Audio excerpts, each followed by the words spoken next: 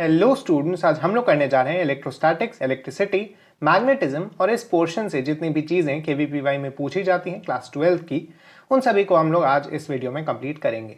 तो चलिए शुरू करते हैं। सबसे पहले कूलम्ब्स लॉ, ये दो स्टैटिक चार्जेस के बीच में फोर्स निकालने के लिए यूज होता है। हमने ग्रेविटेशन में इससे मिलता जुलता लॉ यूज किया है।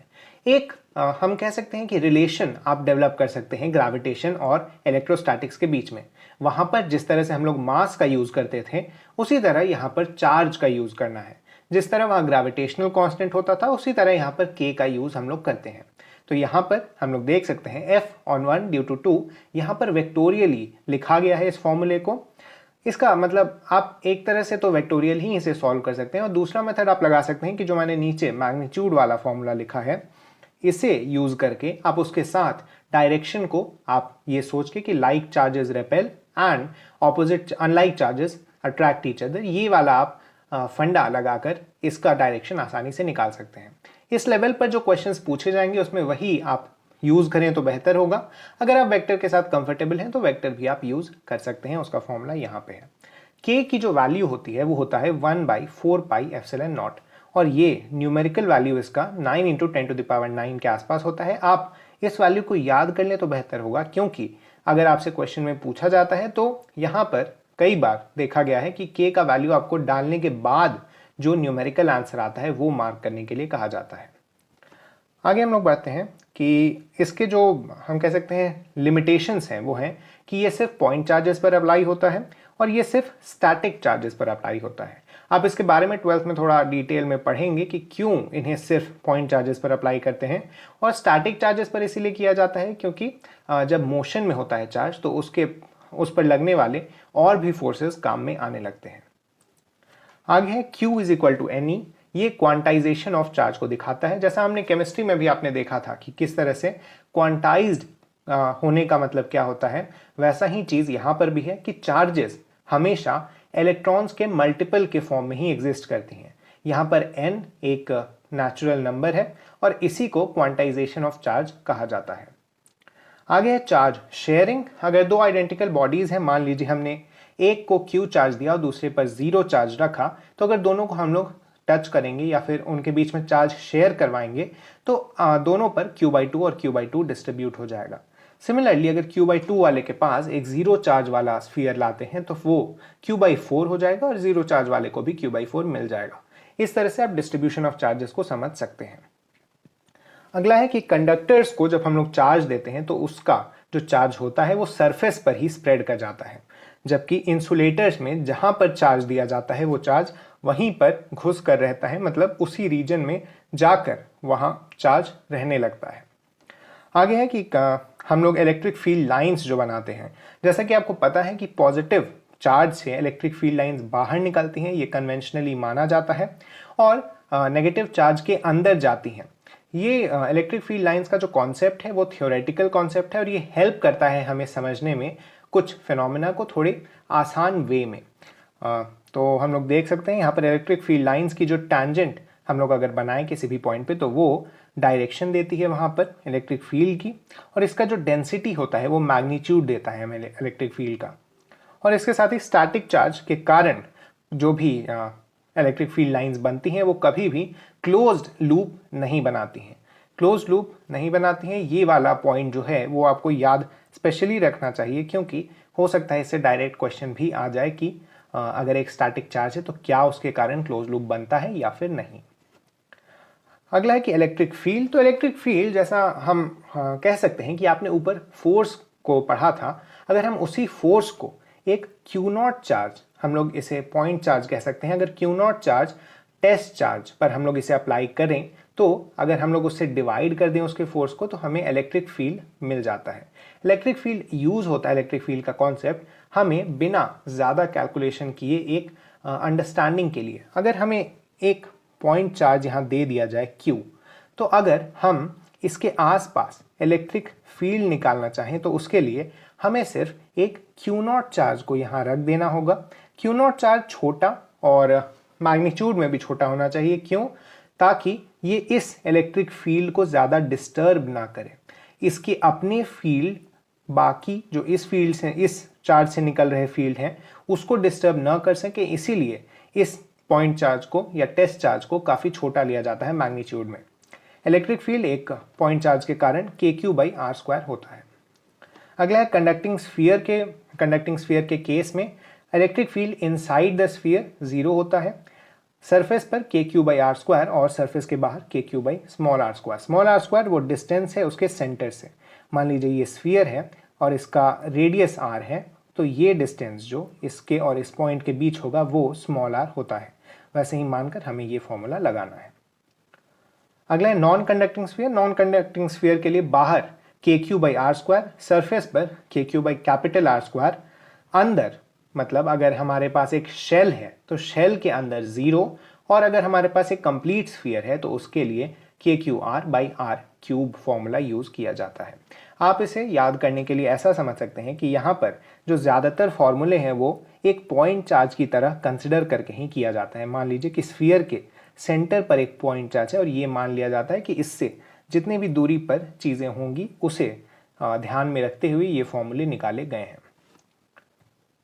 अगला है कि potential due two point charge. तो पोटेंशियल जैसा हम लोग जानते हैं एक कॉन्सेप्ट होता है ये पता लगाने के लिए कि वहाँ पर एनर्जी कितनी है, और वहाँ पर जितने भी एनर्जी से रिलेटेड कैलकुलेशंस होते हैं उनको फाइंड करने के लिए इस पोटेंशियल के कॉन्सेप्ट का यूज़ किया जाता है। बस याद रखें कि एक पॉइंट चार्ज के कारण KQ/R होता है पोटेंशियल। हमने ऊपर फोर्स में देखा था या फील्ड में देखा था कि KQ/R² आ रहा था, लेकिन एक पॉइंट चार्ज के कारण जो पोटेंशियल आता है उसमें KQ/R ही होता है बस। अगला है potential energy of 2 point charges. तो KQ1 Q2/R। Potential energy of a system find करने के लिए आप दो पॉइंट चार्ज करके लें और इन दो पॉइंट चार्जेस का अलग अलग करके पोटेंशियल एनर्जी निकालें और फिर सारे पोटेंशियल एनर्जीज को ऐड कर दें तो हमें सिस्टम का पोटेंशियल एनर्जी मिल जाता है। अगला है कि कैपेसिटेंस। कैपेसिटेंस पर क्वेश्चन नहीं आएगा आपसे इस एग्जाम में ज़्यादा, लेकिन आप बस जान लें कि कैपेसिटेंस होता क्या है। तो कैपेसिटेंस की वैल्यू होती है Q/V। इसके साथ ही अगर हम लोग कैपेसिटेंस को सीरीज में जोड़ें तो जिस तरह से हमें रेजिस्टर में मिलता था उसका उल्टा, मतलब जैसा हमें रेजिस्टर्स के पैरेलल में मिलता था वैसा हमें कैपेसिटर के सीरीज में मिलता है, और जैसा हमें रेजिस्टेंस के सीरीज में मिलता था वैसा हमें कैपेसिटर के पैरेलल में मिलता है। यहाँ पैरेलल में C = C1 + C2 + C3 करके Cn तक जितने भी कैपेसिटर्स हैं उन्हें ऐड कर देना होता है कैपेसिटेंस फाइंड करने के लिए। इस टॉपिक से बहुत ज़्यादा क्वेश्चंस नहीं आएंगे कैपेसिटेंस के ऊपर, और आपसे अगर पूछा भी जाएगा तो डायरेक्टली आप इस फॉर्मूले को या फिर इन्हीं फॉर्मूले पर बेस्ड क्वेश्चंस की उम्मीद रख सकते हैं।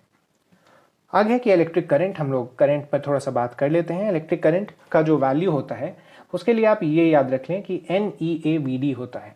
N है कि एक वॉल्यूम में, यूनिट वॉल्यूम में कंडक्टर के कितने इलेक्ट्रॉन्स हैं। A है उस कंडक्टर का एरिया। VD है ड्रिफ्ट वेलोसिटी। ड्रिफ्ट वेलोसिटी के बारे में अभी बहुत ज़्यादा जानने की ज़रूरत नहीं है आपको, आप बस याद रखें कि ड्रिफ्ट वेलोसिटी जो होती है वो इलेक्ट्रॉन्स के मूवमेंट से रिलेटेड होती है, और अगर आपसे ये क्वेश्चन पूछा जाए कि करंट क्या है तो उसमें आपको इस ड्रिफ्ट वेलोसिटी के डायरेक्टली प्रोपोर्शनल ये मिल जाता है। इसके साथ ही E आपको पता है इलेक्ट्रॉन पे जो जितना चार्ज होता है उसे लिया जाता है। J करंट डेंसिटी को कहते हैं। Current density current by area, और ये जैसा आप देख सकते हैं अगर हम लोग एरिया को नीचे ले आए तो NEVD के बराबर होता है। यहाँ पर हमें R = ρl/A होता है। जैसा हम लोग को पता है resistance = resistivity into length by area. यहाँ पर V = IR जो कि ओम्स लॉ होता है। ओम्स लॉ को हम लोग करंट डेंसिटी के फॉर्म में भी लिख सकते हैं, लेकिन वो आपके लिए इंपॉर्टेंट नहीं है। आपको मेनली जो ओम्स लॉ याद रखना है वो V = IR वाला ही चाहिए। अगला है रेजिस्टिविटी टेम्परेचर के साथ कैसे रिलेटेड होती है। तो resistivity at any temperature = ρ0 × 1 + alpha delta T. Alpha delta T को कोएफिशिएंट ऑफ रेजिस्टिविटी यहाँ पर हम लोग कह सकते हैं, या फिर अगर हम लोग रेजिस्टेंस निकाल रहे हैं तो कोएफिशिएंट ऑफ रेजिस्टेंस कह सकते हैं, जो कि टेम्परेचर को रिलेट करने में हेल्प करता है हमें रेजिस्टेंस के साथ। तो सिमिलर फॉर्मूले हैं दोनों के लिए। यहाँ पर बस आपको याद रखने वाली चीज़ ये है कि 0 डिग्री सेल्सियस पर लिया जाता है ρ0 का वैल्यू, और उसके रेस्पेक्ट में बाकी रेजिस्टेंसेस निकाली जाती हैं। आगे कॉम्बिनेशन ऑफ रेजिस्टेंस, जैसा हमने बताया कि सीरीज में आपको पता ही है, क्लास 10th में हमने पढ़ा है कि R is equal to R1 plus R2 करके Rn तक आपको जितने भी रेजिस्टेंस दिए गए हैं, और पैरेलल के लिए 1/R is equal to 1/R1 plus 1/R2 करके आप 1/Rn तक जा सकते हैं। आगे है किरचॉफ्स लॉ। किरचॉफ्स लॉ के एप्लीकेशंस थोड़े ज़्यादा ज़रूरी होते हैं।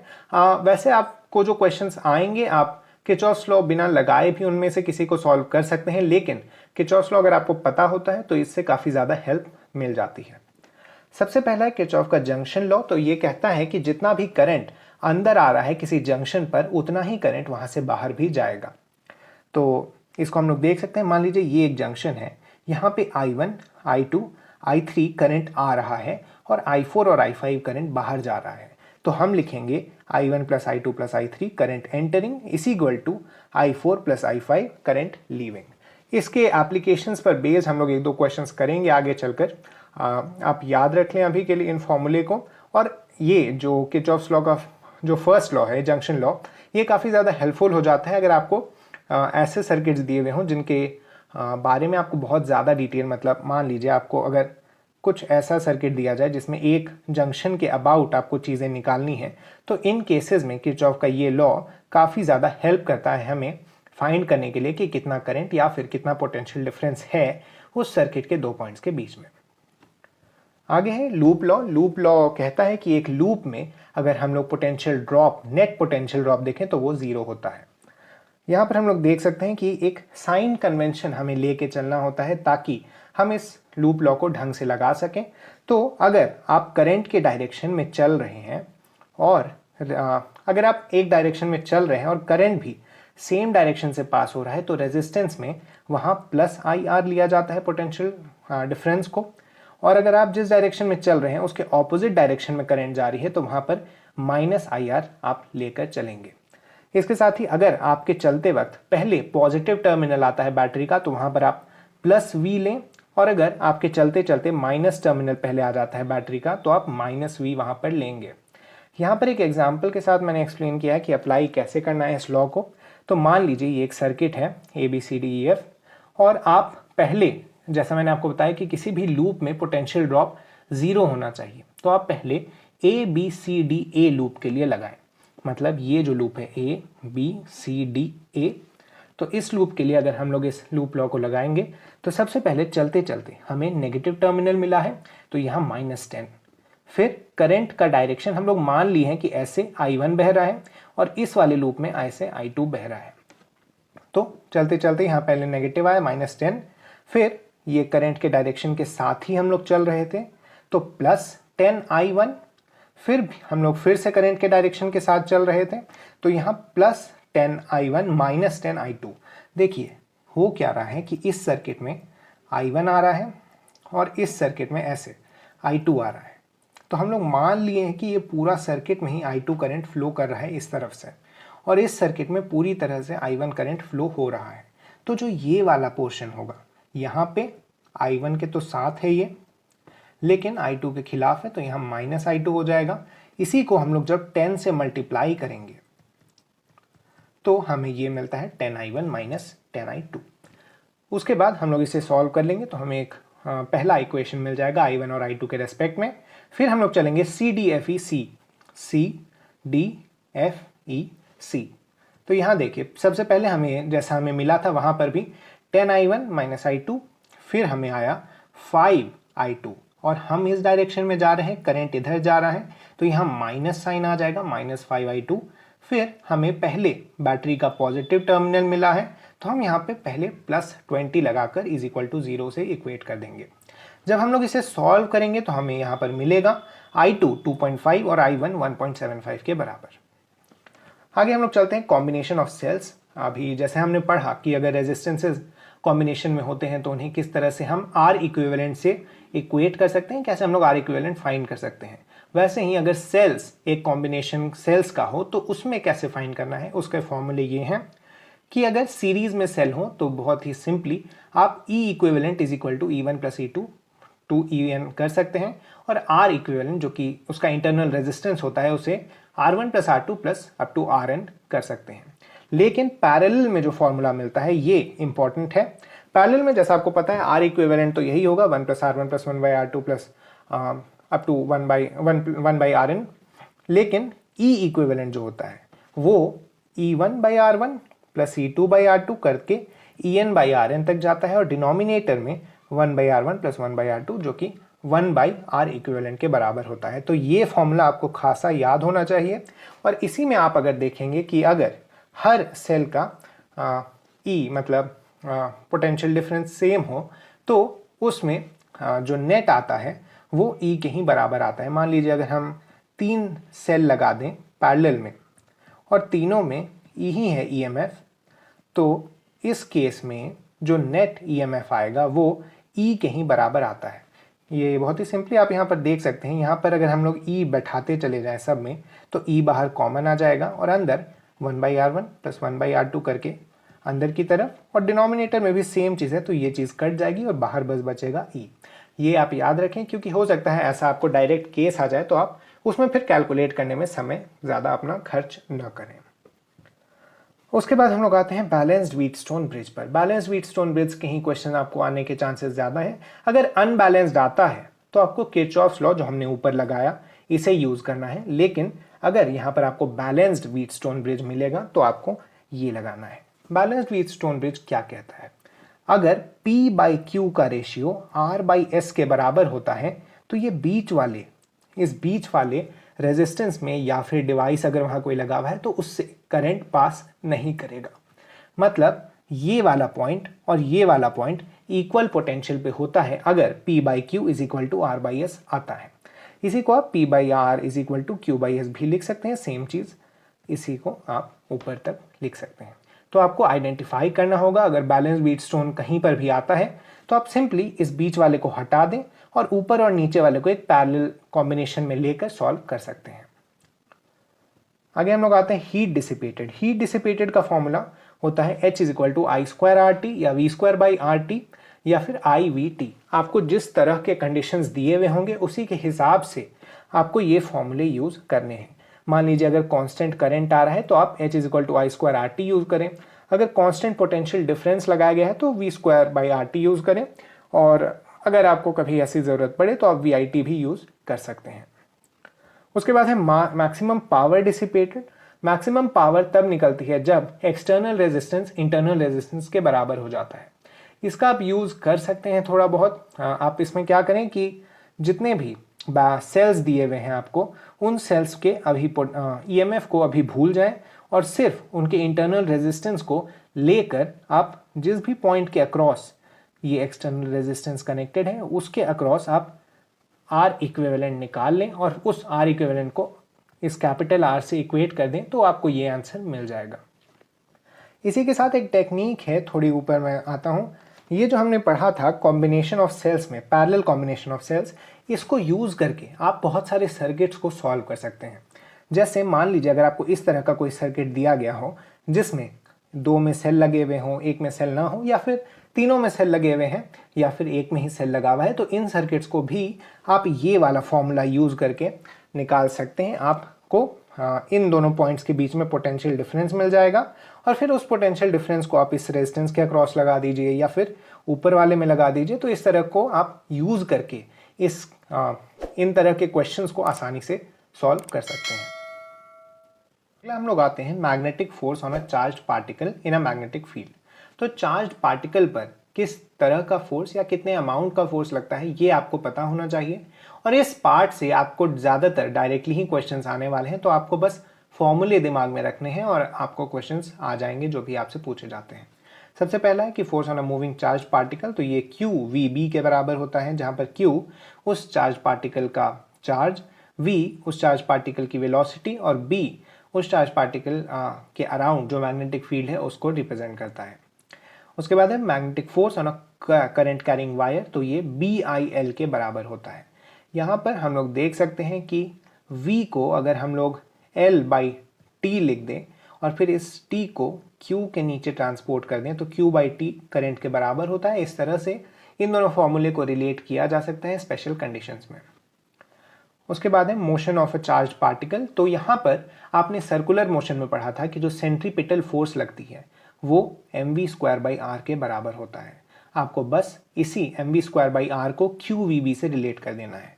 होता क्या है, कोई चार्ज पार्टिकल जब घुसता है किसी मैग्नेटिक फील्ड में तो वो एक सर्कुलर मोशन करने की कोशिश करता है। इसी सर्कुलर मोशन में जो फोर्स लग रहा है वो तो qvb है, हमने देखा ऊपर, और जो सेंट्रीपिटल फोर्स से अगर हम लोग उसको इक्वेट कर दें तो यहाँ v से v जाएगा और रेडियस जो आता है वो mv/qb के बराबर होता है।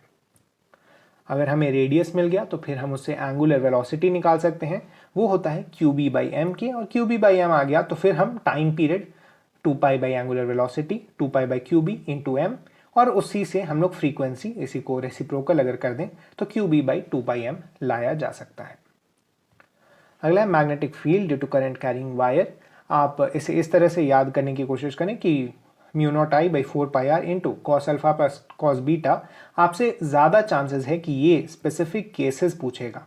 हुआ क्या कि अगर हम लोग इस वायर को इनफाइनाइट ले लें तो ये एंगल ज़ीरो की तरफ टेंड कर जाता है, और हमें पता है कि कॉस 0 1 होता है।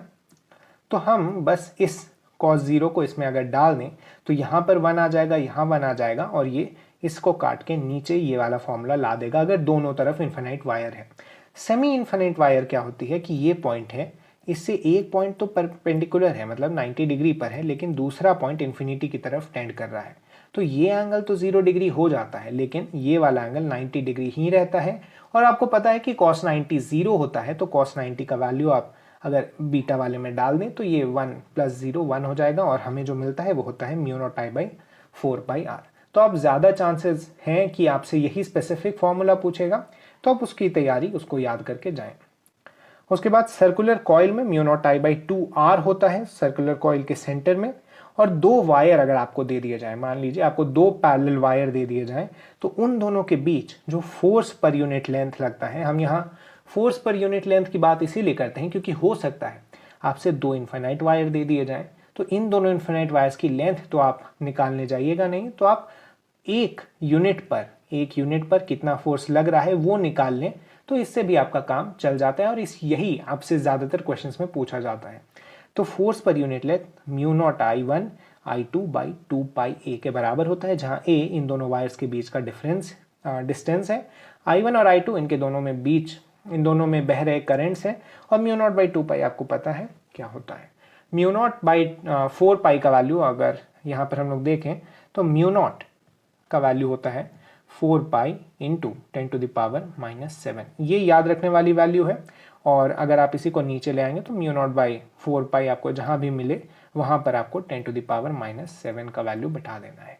ये वैल्यू भी आपके लिए काफ़ी ज़रूरी है, क्योंकि हो सकता है न्यूमेरिकल क्वेश्चंस में आपको इसी ही डालकर आंसर निकालने के लिए दिया जाए।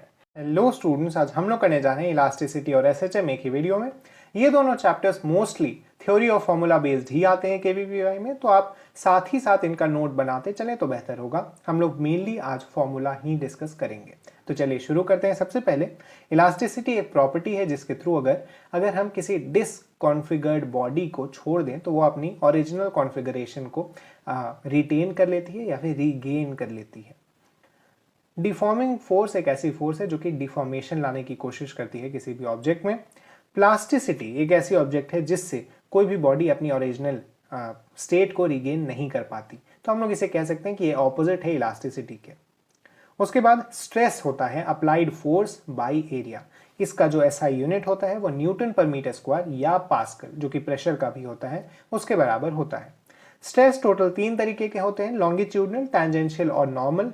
लॉन्गिट्यूडनल स्ट्रेस भी फर्दर क्लासिफाइड होता है 2 टाइप्स में, टेंसाइल मतलब जिससे हम बढ़ाने की कोशिश कर रहे हैं किसी लेंथ को, और कंप्रेशनल मतलब किसी चीज को कंप्रेस जब हम लोग कम करने की कोशिश करते हैं। टैंजेंशियल स्ट्रेस क्या होता है, अगर हम लोग कोई बॉडी है उसके अगर एक ही टैंजेंट के अलोंग फोर्स लगाने की कोशिश करें तो उसे टैंजेंशियल या शियरिंग स्ट्रेस भी कहते हैं। नॉर्मल स्ट्रेस, अगर हम कोई बॉडी लें और उस पर चारों तरफ से स्ट्रेस लगाने की कोशिश करें तो उसे नॉर्मल स्ट्रेस कहते हैं। स्ट्रेन होता है change in dimension by original dimension. ये यूनिटलेस होता है। हम देख सकते हैं कि जैसे ऊपर चेंज इन डायमेंशन, मान लीजिए लेंथ हमने चेंज किया तो ऊपर मीटर, और नीचे ओरिजिनल डायमेंशन अगर लेंथ में है तो नीचे मीटर, दोनों कट हो जाएगा और यूनिटलेस क्वांटिटी हमें मिलेगी। स्ट्रेन भी 3 तरीके का, लॉन्गिट्यूडनल, वॉल्यूमेट्रिक और शियरिंग, जो हमने ऊपर डिस्कस किया उसी के कॉरेस्पॉन्डिंग ये तीनों तरह के स्ट्रेन भी होते हैं। हुक्स लॉ कहता है कि स्ट्रेस इज इक्वल टू के इंटू स्ट्रेन। यहाँ पर के इलास्टिक मॉड्यूलस या फिर ये जो प्रोपोर्शनैलिटी है उसका कांस्टेंट होगा। तो इस इलास्टिक मॉड्यूलस को भी हम तीन तरह से डिफाइन करते हैं। सबसे पहला है यंग्स मॉड्यूलस, जो हमने लॉन्गिट्यूडनल स्ट्रेस और लॉन्गिट्यूडनल स्ट्रेन पढ़ा था, उसी के कॉरेस्पॉन्डिंग ये यंग्स मॉड्यूलस यूज होता है। यंग्स मॉड्यूलस की value longitudinal stress by longitudinal strain होती है। जितना ज्यादा होता है किसी भी बॉडी का यंग्स मॉड्यूलस, उतनी ही ज्यादा उसकी इलास्टिक प्रॉपर्टी होती है। अगला है bulk modulus. Bulk modulus volumetric strain के करेस्पॉन्डिंग यूज किया जाता है। इसको हम लोग लिख सकते हैं -F/A, मतलब जो वॉल्यूमेट्रिक स्ट्रेस हो रहा था divided by change in volume. यहाँ पर एक नेगेटिव साइन भी आता है। क्यों? क्योंकि अगर हम लोग किसी पर नॉर्मल ऐसे लगाएंगे, वॉल्यूमेट्रिक स्ट्रेस लगाएंगे, तो उस बॉडी का वॉल्यूम कम होगा। इसी कम होते को हमने नेगेटिव से रिप्रेजेंट किया है। इसे -PV/ΔV भी लिख सकते हैं। और कंप्रेसिबिलिटी, इसी का कंप्रेसिबिलिटी, किसी भी बॉडी कितना ज्यादा कंप्रेस होता है, इस एबिलिटी को कहते हैं। कंप्रेसिबिलिटी 1/K मतलब 1 बल्क मॉड्यूलस के बराबर होता है। आगे हम लोग देखें शियर मॉड्यूलस। तो ये शियर स्ट्रेस, शियर स्ट्रेन जो आ रहा था उसके करेस्पॉन्डिंग होता है tangential stress by shear strain. उसके बाद हम लोग देखते हैं प्रोपोर्शनैलिटी ग्राफ किसी भी बॉडी का, जब उस पर ये इलास्टिक प्रॉपर्टीज अप्लाई की जाती हैं। ये तीन अलग अलग पार्ट्स में डिवाइडेड है। पहला ये, फिर ये, और उसके बाद हम लोग ये लिख सकते हैं ऐसा एक पार्ट। तो जो पहला पार्ट है O से A का, वो हुक्स लॉ फॉलो कर रहा है। मतलब वो एक, जैसा हमने आइडियल इलास्टिक बॉडी सोची थी वैसे ही काम करता है।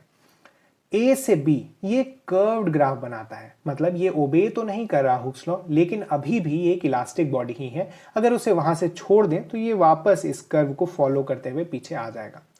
B से C अगर ये पहुंच गया बॉडी, C लास्ट पॉइंट है उस बॉडी का, C पर अगर हम लोड को हटा देते हैं तो वो रीगेन करता है इस तरह से और यहाँ आता है। मतलब ओरिजिनल पोजीशन से कुछ इसमें हट के यहाँ जो वापस गेन करता है वो थोड़ा हट के होता है शुरुआती पोजीशन से, और इसी को परमानेंट सेट कहते हैं। परमानेंट सेट मतलब अब उसके प्रॉपर्टीज ऐसे हो गए कि वो थोड़ा सा लंबा हो गया या फिर थोड़ा खिंच गया, चेंज हो गया उसके डायमेंशंस। उसके बाद अगर हम लोग C के बाद जाए तो C के बाद क्या होता है, वो प्लास्टिक बिहेवियर शो करता है। प्लास्टिक बिहेवियर मतलब वो जितना डिफॉर्म करोगे उतना डिफॉर्म होता जाएगा। और लास्टली D पर एक फ्रैक्चर पॉइंट आता है जहां जाकर ये टूट जाता है। C से D पर एक और चीज होती है कि कॉन्स्ट्रिक्शंस बन जाते हैं। इस ऐसा स्ट्रक्चर आपको याद होगा तो आपने बायोलॉजी में पढ़ा था सेल डिवीजन के टाइम। तो ऐसे ही कॉन्स्ट्रिक्शंस बन जाते हैं बॉडी में और लास्टली ये टूट जाते हैं फ्रैक्चर पॉइंट पर और बॉडी दो भागों में टूट जाती है या फिर अलग अलग टुकड़ों में टूट जाती है। उसके बाद है इलास्टोमर्स। तो इलास्टोमर्स ऐसे सब्सटेंसेस होते हैं जिनमें स्ट्रेन काफी ज्यादा होता है स्ट्रेस से। इसके एग्जाम्पल्स आपको मेनली याद रखने हैं रबर, आओटा की टिश्यू, जो हमारे हार्ट की मेन हार्ट से निकलने वाले जो ब्लड टिश्यूज होते हैं आओटा, उसकी टिश्यूज। और इसमें प्लास्टिक रेंज नहीं होता। इलास्टोमर्स में कोई भी ऐसा जगह नहीं होता जहां प्लास्टिक हो जाए। वो मतलब काफी देर तक ये इस तरह का कर्व फॉलो करता है और ये हमेशा इलास्टिक ही प्रॉपर्टी शो करता है। ये काफी ज्यादा इलास्टिक होता है। इसी के साथ एक और चीज है पॉइसन्स रेशियो। पॉइसन्स रेशियो लैटरल स्ट्रेन को लॉन्गिट्यूडनल स्ट्रेन से रिलेट करने के काम आता है। हमने पढ़ा था ऊपर जो टेंजेंशियल स्ट्रेन या शियर स्ट्रेन हो रहा था उसके मुकाबले लॉन्गिट्यूडनल स्ट्रेन को हम लोग डिवाइड कर दें तो हमें पॉइसन्स रेशियो मिल जाएगा। पॉइसन्स रेशियो के कुछ काम होते हैं वो आप आगे जाकर पढ़ेंगे। अभी के लिए आप बस याद रख लें कि अभी क्या है पॉइसन्स रेशियो, क्योंकि आपसे इसी से क्वेश्चन पूछने की चांसेस ज्यादा है केवीपीवाई के अंदर। अगला हम लोग देखते हैं एसएचएम। एसएचएम एक specific type of oscillatory motion है। हमें पता है अलग अलग टाइप के मोशंस होते हैं। ऑसिलेटरी मोशन आपने देखा होगा एक पेंडुलम का मोशन जैसा होता है, वैसे मोशंस को ऑसिलेटरी मोशन कहा जाता है। एसएचएम स्पेसिफिक क्यों है? क्योंकि इसमें एक कंडीशन लग जाती है कि जो फोर्स लग रहा है मोशन के वक्त वो नेगेटिव ऑफ एक्स मतलब डिस्प्लेसमेंट के प्रोपोर्शनल होना चाहिए। मतलब डिस्प्लेसमेंट के डायरेक्टली प्रोपोर्शनल वो होगा फोर्स, तभी वो एसएचएम कहलाएगा। यहाँ ma को हम लोग अगर माइनस के एक्स से रिप्लेस करें तो a हमें माइनस के बाई एम एक्स, इसको हम लोग माइनस ओमेगा स्क्वायर एक्स भी लिख सकते हैं। मतलब k बाई एम को हम अभी के लिए मान लो कि हमने k बाई एम को एक कांस्टेंट लिख दिया ओमेगा स्क्वायर।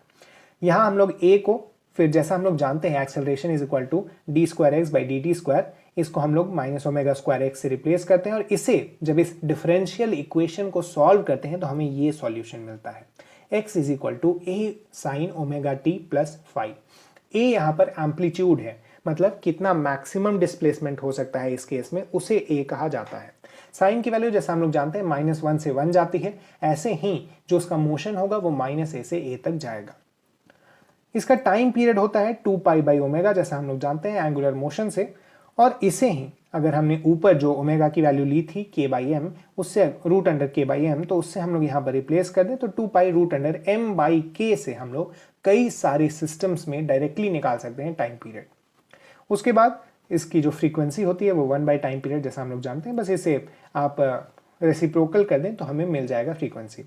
फेज क्या होता है? फेज एक क्वांटिटी होती है जिसे हम लोग डिफाइन करते हैं, ये ओमेगा टी प्लस फाई के फॉर्म में हम लोग इसे लिखते हैं। उसके बाद आता है v, अगर हमें स्पीड चाहिए होती है उसकी कहीं पर भी, तो हम बस उसके डिस्प्लेसमेंट को डिफरेंशिएट कर देते हैं टाइम के रेस्पेक्ट में, तो हमें मिलता है a omega cos omega t plus phi. इसे अगर हम लोग थोड़ा और सिंप्लीफाई करें तो omega root under a square minus x square, यहाँ पर x डिस्प्लेसमेंट है। v मैक्स होता है जो कि मीन पोजीशन पर, जब आप देखेंगे एसएचएम के मोशन को, तो जब वो मीन पोजीशन पर आता है तभी उसकी स्पीड सबसे ज़्यादा होती है। इसी मीन पोजीशन पर v मैक्स जो मिलता है वहाँ पर x 0 हो जाता है, तो हमें ओमेगा e के बराबर मिलता है। v मिनिमम एक्सट्रीम पोजीशंस पर जैसा हम लोग जानते हैं वो जाकर डायरेक्शन बदलने के पहले यहाँ पर वेलोसिटी 0 हो जाती है, और इसे ही हम v मिनिमम कहते हैं। वहाँ पर x is equal to a के बराबर हो जाता है, तो हमें मिल जाएगा वो चीज़ भी। उसके बाद आता है एक्सेलरेशन। एक्सेलरेशन के लिए हम लोग फिर से वेलोसिटी को डिफरेंशिएट कर देंगे, तो हमें मिलेगा minus omega square a sine omega t plus five. यहाँ से हमें वो फॉर्मूला मिलता है जो हमने ऊपर लिखा था, a sine omega t plus five को हम लोग एक्स लिख सकते हैं, तो बस माइनस ओमेगा स्क्वायर एक्स के बराबर आ जाता है एक्सेलरेशन। एक्सेलरेशन मैक्सिमम होता है एक्सट्रीम पर, जहाँ पर x इज इक्वल टू ए होता है, मतलब ओमेगा स्क्वायर ए है, और एक्सेलरेशन मिनिमम होता है मीन पर, जहाँ x इज इक्वल टू 0 होता है, तो एक्सेलरेशन भी 0 हो जाता है। काइनेटिक एनर्जी भी हमें पता होनी चाहिए किसी मोशन के दौरान। काइनेटिक एनर्जी जैसा हम जानते हैं हाफ एम वी स्क्वायर, बस v की वैल्यू यहाँ पर आप पुट कर दीजिए इस वाले फॉर्मूले से, तो हाफ एम ओमेगा स्क्वायर ए स्क्वायर माइनस एक्स स्क्वायर। इसे हम अगर इसे पुट करें तो हमें ये वाला फॉर्मूला मिल जाता है। पोटेंशियल एनर्जी के लिए हाफ के एक्स स्क्वायर, x की वैल्यू आप पीछे से रिप्लेस कर दीजिए तो हमें ये मिल जाएगा। बस अब दोनों को ऐड करके आप टोटल एनर्जी निकालेंगे तो half m a square omega square के बराबर आता है। इसे हम हाफ के ए स्क्वायर भी लिख सकते हैं। उसके बाद है स्प्रिंग में अलग अलग सिस्टम्स में, अगर हम लोग कहें तो अगर अलग अलग सिस्टम्स में हम लोग टाइम पीरियड निकालना चाहें तो स्प्रिंग में हमें मिलता है 2 pi root under m by k, जैसा मैंने आपको ऊपर बताया। के यहाँ पर स्प्रिंग कांस्टेंट है और एम उस ऑब्जेक्ट का मास है जो कि स्प्रिंग से जुड़ा हुआ है। सिलेंडर इन लिक्विड का अगर हम लोग देखें तो 2 pi l d by rho g का रूट। लिक्विड इन यूट्यूब इसे कहते हैं। इसमें अगर दो तरफ से लिक्विड भर के रख दिया जाए और वो एसएचएम करने लगे तो उसका 2 pi l by 2 g root under. Simple pendulum में 2 pi root under l by g, ये तो आपको पता ही होगा, सिंपल पेंडुलम का हमने कई बार पढ़ा भी है।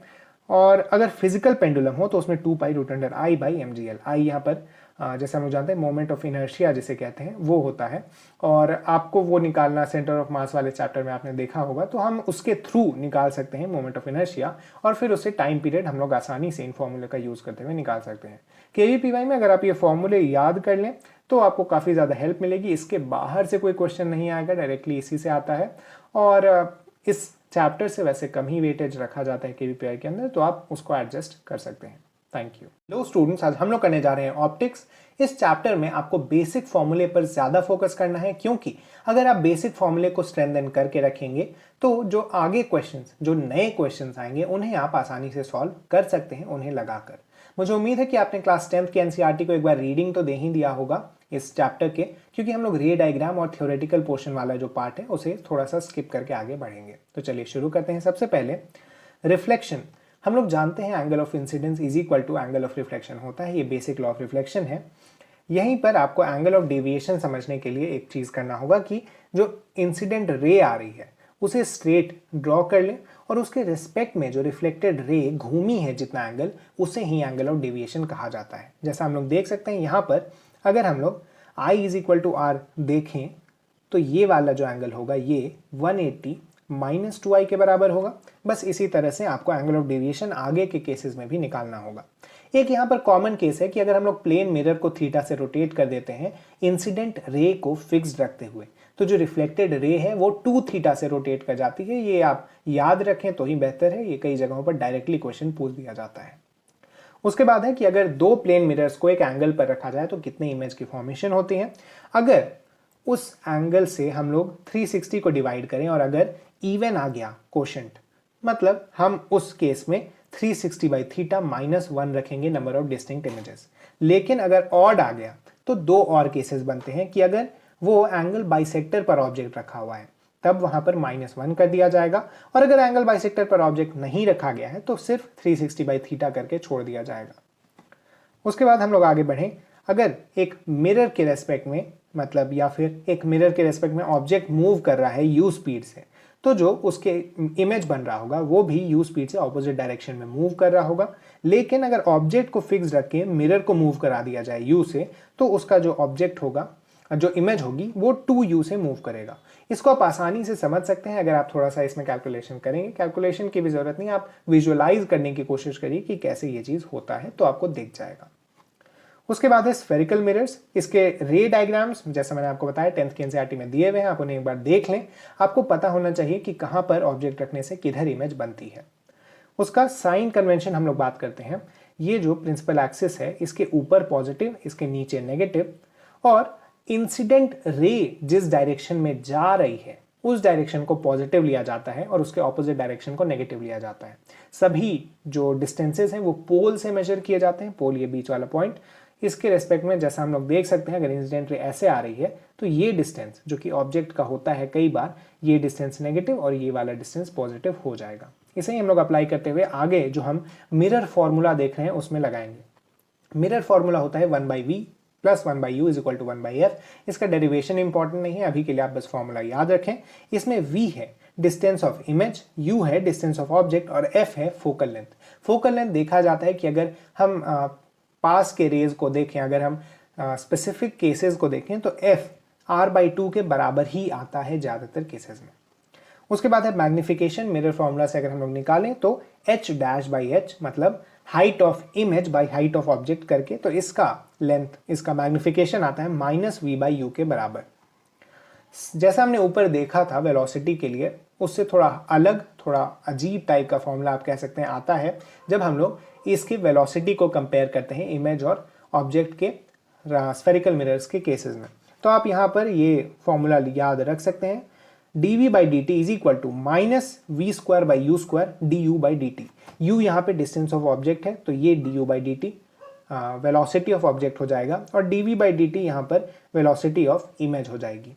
इसको इक्वेट आप करेंगे तो -v²/u² के बराबर आएगा। अगला हम लोग आते हैं रिफ्रैक्शन पे। तो आपको पता है रिफ्रैक्टिव इंडेक्स का मतलब होता है speed of light in vacuum by speed of light in medium.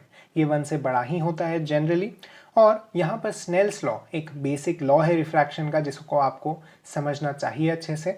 μ1 sin i = μ2 sin r। μ1 यहाँ पे वो मीडियम है जहाँ से लाइट आ रहा है, और μ2 वो मीडियम है जहाँ को लाइट जा रहा है।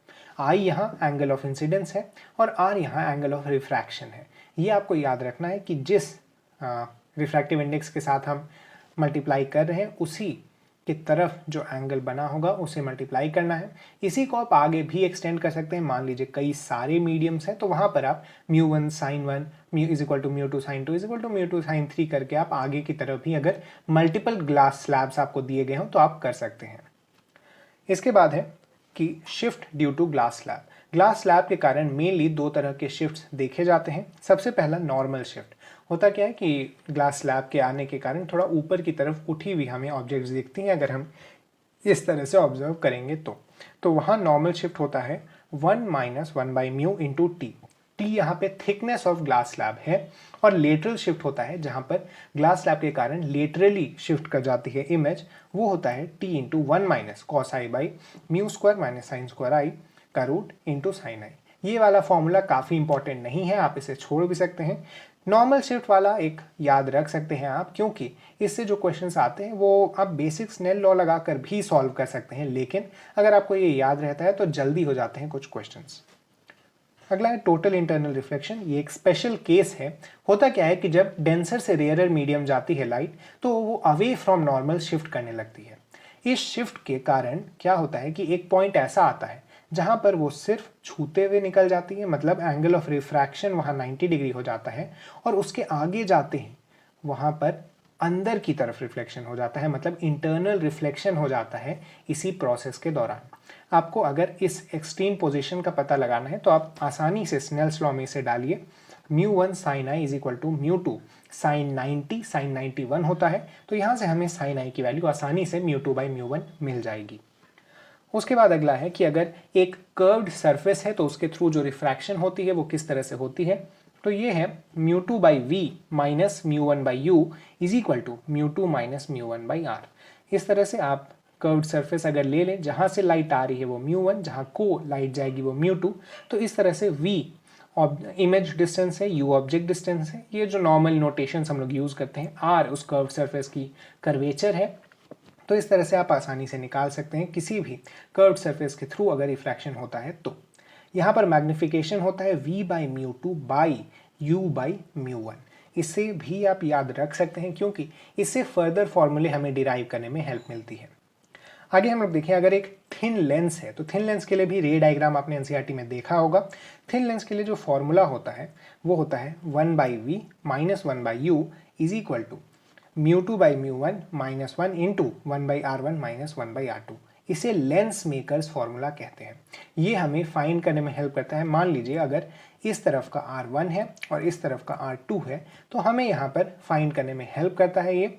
और अगर हमें फोकल लेंथ पता है उसका तो फोकल लेंथ के थ्रू हम लोग ये लेंस फॉर्मूला लगाकर 1 by we minus 1 by U को 1 बाई एफ से इक्वेट कर सकते हैं।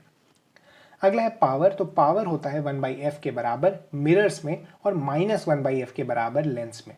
पावर क्या होता है कि ये रिप्रेजेंट करता है कितना ज़्यादा लाइट को टिल्ट कर सकती है, लाइट को डेविएट कर सकती है वो लेंस। मैग्निफिकेशन लेंस फॉर्मूला के थ्रू जो आता था वो m is equal to V by U आता है। जैसा आप देख सकते हैं यहाँ पर एक नेगेटिव साइन आ गया है और यहाँ से नेगेटिव साइन हट गया है अगर हम लोग मिरर्स फॉर्मूला से कंपेयर करना चाहें तो। उसके बाद है कॉम्बिनेशन ऑफ लेंसेज। लेंसेज को कंबाइन करते हैं तब पावर P1 प्लस P2 करके ऐड होती है और जो फोकल लेंथ, क्योंकि P is equal to 1 by F होता है तो focal length 1 by F is equal to 1 by F one plus 1 by F two करके ऐड होती है। मेजरली आप पावर का यूज़ हम लोग इसीलिए करते हैं क्योंकि ये एडिशन आसान कर देती है फोकल लेंथ के मुकाबले। आगे हम लोग देखें प्रिज्म में। तो प्रिज्म के भी सभी क्वेश्चंस आप स्नेल्स लॉ के थ्रू स्नेल्स लॉ का यूज़ करते हुए बना सकते हैं, लेकिन कुछ प्रॉपर्टीज़ हैं जिन्हें आप याद कर लें तो बेहतर होगा। जैसे ये r1 plus r2 is equal to a होता है और angle of deviation is equal to i1 plus i2 minus r1 plus r2 होता है, जिसे r1 प्लस r2 का वैल्यू रिप्लेस करके हम लोग i1 plus i2 minus a भी लिख सकते हैं। इसके साथ ही अगर इमर्जेंस नहीं करवाना है लेंस से या प्रिज्म से तो आप a को ग्रेटर देन थीटा बाई 2 और थीटा जहाँ पर r1 मैक्स है, तो मतलब यहाँ r1 मैक्स क्या हो सकता है वो डिपेंड करेगा और a को इस r1 मैक्स के हाफ से बड़ा होना होगा, तभी लाइट इमर्ज नहीं करेगी। ये चीज़ आप स्नेल्स लॉ का यूज़ करते हुए वहाँ भी डिराइव कर सकते हैं, उसको याद रखने की बहुत ज़्यादा ज़रूरत नहीं है। तो इसी के साथ ये चैप्टर खत्म हुआ। जैसा मैंने आपको बताया, जितना ज़्यादा आप फंडामेंटल फॉर्मूले पर फोकस करेंगे उतना बेहतर आपके लिए होगा, क्योंकि एग्जाम हॉल में आपको नए क्वेश्चंस देखने को मिलेंगे जिनमें कोई पुराने लंबे चौड़े फॉर्मूले नहीं लगते हैं, जिनमें आपको बेसिक्स से डिराइव करते हुए आंसर लाना होता है। हेलो स्टूडेंट्स, आज हम लोग करने जा रहे हैं मोशन, फोर्स और वर्क पर एनर्जी एक ही वीडियो में। अगर आप क्लास 11th का रिवीजन चाहते हैं या फिर आप KVPY NTSC या NSCJS की तैयारी कर रहे हैं तो ये वीडियो आपके लिए हेल्पफुल होगा। तो चलिए शुरू करते हैं। सबसे पहले मोशन में जो बेसिक लॉज होते हैं, अगर एक्सेलरेशन कांस्टेंट है तो आप इन तीनों को डिफाइन कर सकते हैं। v is equal to U plus A T. V यहाँ पे फाइनल स्पीड है या फाइनल वेलोसिटी अगर हम लोग कहें, u initial velocity, a acceleration और t टाइम टेकन। ऐसे ही s is equal to U T plus half A T square. s यहाँ पे डिस्प्लेसमेंट को रिप्रेजेंट करता है। v square is equal to U square plus 2as। ये यहाँ पर बिना टाइम के अगर हम बाकी के जो चार वेरिएबल्स हैं या फिर अगर उनका वैल्यू दिया भी हुआ है तो अगर हम उन चारों को रिलेट करना चाहें तो वो हमें इस थर्ड इक्वेशन से किया जा सकता है। उसके बाद है, अगर प्रोजेक्टाइल मोशन में मैक्सिमम हाइट देखी जाए तो वो होता है you square sine square theta by 2g। जहां पर प्रोजेक्टाइल को u वेलोसिटी से फायर किया गया है थीटा डिग्रीज के एंगल पर ग्राउंड के मुकाबले। तो यहाँ पर मैक्सिमम हाइट जो होती है वो होती है u² sin² theta by 2g। Time period जो उसको टाइम लगता है ऊपर से नीचे आने में वो होता है 2u sin theta by g। उसका r मतलब मैक्सिमम रेंज होती है u² sin 2 theta by g। यहीं पर अगर आपको r मैक्स फाइंड करना हो, मतलब जो उसकी रेंज कितने एंगल पर मैक्सिमम हो सकती है, तो आप देख सकते हैं sin 2 थीटा की वैल्यू मैक्सिमम हो सकती है 1, मतलब 2 theta is equal to 90 degree और theta is equal to 45 degree. मतलब अगर हम लोग प्रोजेक्टाइल को 45 डिग्री पर फायर करते हैं तो हमें मैक्सिमम रेंज मिलेगी उस स्पीड के लिए। उसके बाद है y is equal to X tan theta minus half G X square by 2u² cos square theta. ये इक्वेशन है प्रोजेक्टाइल की। मतलब अगर हम किसी भी पॉइंट पर, अगर हम लोग प्रोजेक्टाइल जहां से फायर किया गया है उसे 0,0 मान लें और वहां से एक्सेस डिफाइन करें तो हमें मिलता है कि X tan theta minus half G X square by 2u² cos theta के बराबर होती है y। इससे क्या होता है, आप कई सारे क्वेश्चन सॉल्व कर सकते हैं। मान लीजिए अगर आपको कोई क्वेश्चन दिया हो कि यहाँ से कोई प्रोजेक्टाइल फायर किया गया और यहाँ पर एक वॉल है, इस वॉल के कितने ऊपर से प्रोजेक्टाइल जा रही होगी, तो यहाँ पर आपको x पता है, आप सिंपली y निकाल लीजिए। y निकल जाएगा तो आपको पता चल जाएगा इस वॉल के कितने ऊपर से या वॉल के नीचे या फिर वॉल को हिट कर देगी वो बॉल। ये चीज़ें आप आसानी से फाइंड कर सकते हैं इस इक्वेशन के थ्रू। इसका थोड़ा और सिंप्लीफाइड फॉर्म है कि y is equal to X tan theta into 1 minus X by R. उसके बाद है v एवरेज, मतलब एवरेज वेलोसिटी होती है delta R by delta T. मतलब जितना डिस्प्लेसमेंट हुआ है उसको जितना टाइम लगा है उससे डिवाइड कर दीजिए तो आपको एवरेज वेलोसिटी मिल जाती है। इंस्टेंटेनियस वेलोसिटी के लिए आपको dr बाई dt करना होता है। अगर आपने डिफरेंशिएशन पढ़ा है तो आपको पता होगा कि अगर v की कोई इक्वेशन दे दी जाए टाइम के रेस्पेक्ट में तो आप मान लीजिए v अगर कोई फंक्शन है टाइम के रेस्पेक्ट में तो आप आसानी से dv बाई dt निकाल सकते हैं एक्सेलरेशन फाइंड करने के लिए, और उसी को हम लोग यहाँ पर डिफाइन किए हैं a इंस्टेंटेनियस में। सिमिलरली अगर डिस्प्लेसमेंट फंक्शन है टाइम की तो आप dr बाई dt करके यहाँ v निकाल सकते हैं, क्योंकि हमें पता है कि change in displacement by change in time में अगर हम लोग टाइम पीरियड को बहुत छोटा कर दें तो हमें अगर एक इंस्टेंट पर निकालनी हो कोई भी चीज़ तो हम उसे निकाल सकते हैं। आगे हम लोग बढ़े सर्कुलर मोशन की तरफ। तो एंगुलर वेलोसिटी होता है उसकी वेलोसिटी बाई आर, मतलब v बाई आर अगर हम लोग कर दें तो हमें उस ऑब्जेक्ट की एंगुलर वेलोसिटी मिल जाती है। सर्कुलर मोशन में हम लोग एक सेंटर डिफाइन करते हैं, या फिर अगर सेंटर डिफाइन नहीं भी हो, मान लीजिए हमें किसी पॉइंट के अबाउट उसकी सर्कुलर मोशन चेक करनी हो तो आप इस फॉर्मूला को यूज करके निकाल सकते हैं, omega is equal to v by R. उसके बाद इसी में अगर हमें एक्सेलरेशन फाइंड करनी हो उस पॉइंट के रेस्पेक्ट में तो वो होता है v² बाई आर। इसी से मान लीजिए अगर हमें कोई कर्व दिया हुआ हो जिस पर ऑब्जेक्ट चल रहा हो, हमें इस पॉइंट की सेंटर ऑफ कर्वेचर फाइंड करना है। किसी भी पॉइंट पर हम एक सर्कल बना सकते हैं और अगर उसकी हमें रेडियस ऑफ कर्वेचर या सेंटर ऑफ कर्वेचर से डिस्टेंस फाइंड करनी हो तो हम r को ऊपर ले जाके अगर a को नीचे ले आए तो हम r is equal to v² by a मिल जाता है। मतलब मान लीजिए ये ऑब्जेक्ट ऐसे चल रहा है तो इसको कितना एक्सेलरेशन मिल रहा है इससे डिवाइड करके हम निकाल सकते हैं उस पॉइंट की रेडियस ऑफ कर्वेचर। अगला है डिस्टेंस ऑफ क्लोजेस्ट अप्रोच। तो डिस्टेंस ऑफ क्लोजेस्ट अप्रोच भी कई जगहों पर काम आ जाता है। आपको क्या करना होता है कि हमें बस ये a डिस्टेंस है मान लीजिए, तो इसको अगर इस तरफ रिप्रेजेंट करेंगे तो a cos थीटा मिल जाएगा, ये यहाँ से a sin थीटा हो जाएगा d मिनिमम। आपको सिर्फ यही करना है और इसके लिए टाइम पीरियड निकालने के लिए आप a cos theta by v1² plus v2² कर सकते हैं। यहाँ पर क्या होगा कि आपको मान लीजिए शुरू में दिया हुआ है कि एक ऑब्जेक्ट ऐसे जा रहा है और एक ऑब्जेक्ट ऐसे जा रहा है। आप इन्हें रिलेटिवली कैलकुलेट करने के लिए इसकी स्पीड हटा दीजिए, सिर्फ एक ऑब्जेक्ट को स्पीड देकर इसे फिक्स कर दीजिए इसके पोजीशन पर। तो इस तरह से ये ट्रैवल करेगा, इसकी स्पीड होगी v1² प्लस v2² का रूट। पाइथागोरस थ्योरम से आपको पता है कि इसे कैसे निकालना है। बस a cos थीटा को आप इससे डिवाइड कर दीजिए तो आपको पता चल जाएगा कितने टाइम में ये क्लोजेस्ट अप्रोच होगी। अगला हम लोग बढ़े लॉज ऑफ मोशन, जैसे फोर्स के बारे में जहां हम लोग बात करते हैं तो force is equal to mass into acceleration आपने पढ़ा है, ये बेसिक लॉ है।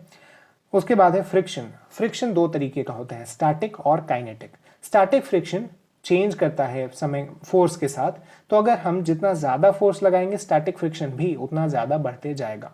अगर फोर्स नहीं लग रही होती है तो स्टैटिक फ्रिक्शन 0 होता है। स्टैटिक फ्रिक्शन क्या करता है या फिर फ्रिक्शन इन जनरल क्या करता है, किसी भी दो बॉडी के बीच रिलेटिव मोशन को अपोज करता है। हमें सिर्फ मोशन को अपोज करना नहीं बोलना चाहिए, हमें बोलना चाहिए कि रिलेटिव मोशन को अपोज करता है। तो स्टैटिक फ्रिक्शन की जो मैक्सिमम वैल्यू होती है वो म्यू एस इंटू एन के बराबर होती है। ये कोएफिशिएंट ऑफ स्टैटिक फ्रिक्शन है, उसे हम लोग जब नॉर्मल फोर्स से मल्टीप्लाई करते हैं तो हमें मिल जाता है।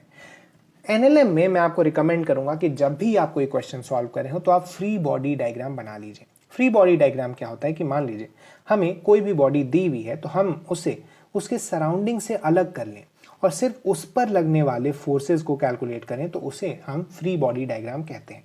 जैसा हमने यहाँ नीचे में किया है, तो उसके बारे में हम लोग आते हैं कुछ देर में। काइनेटिक फ्रिक्शन की वैल्यू म्यू के इंटू एन होती है। काइनेटिक फ्रिक्शन की वैल्यू हमेशा कांस्टेंट होती है और ये इसीलिए होता है क्योंकि एक बार जब बॉडी चलने लगती है तो फिर उसमें जो फोर्स लगता है वो कांस्टेंट ही होता है, जो उसको अपोज कर रहा होता है उसकी रिलेटिव मोशन को। यहाँ फ्रिक्शन का जब हम लोग ग्राफ बनाते हैं तो हम लोग देखते हैं कि एक मैक्सिमम वैल्यू तक आता है और उसके बाद कम होने लगता है फ्रिक्शन, यही मैक्सिमम वैल्यू कहलाती है, maximum value of static friction. और उसके बाद कम होते होते वो नीचे जाने लगता है, जिसे काइनेटिक फ्रिक्शन कहा जाता है।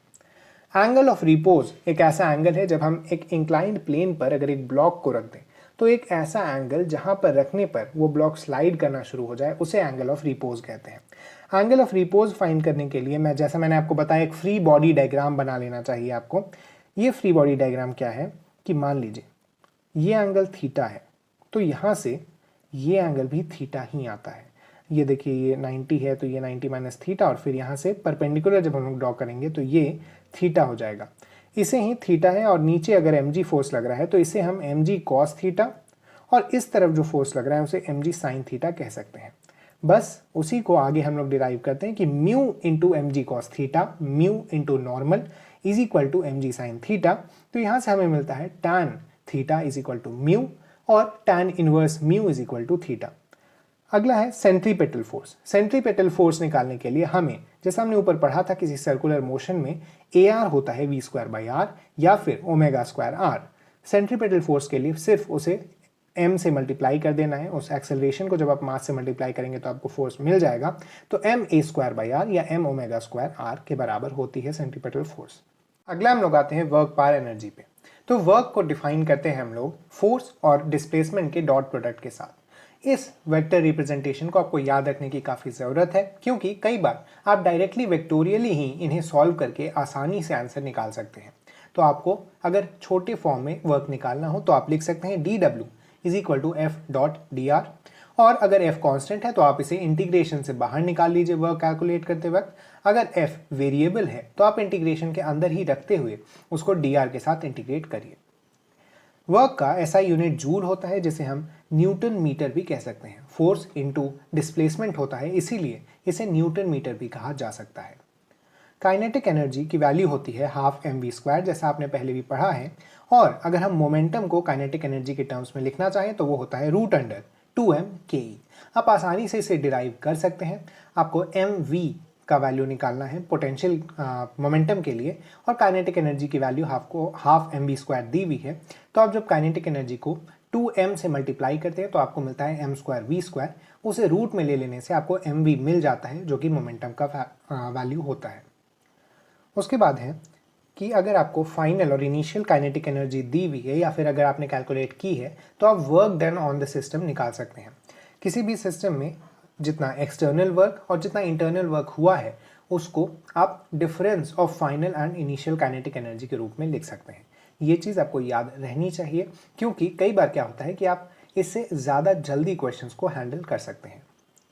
उसी के बाद work done by conservative forces को आप माइनस ऑफ पोटेंशियल एनर्जी के चेंज भी लिख सकते हैं।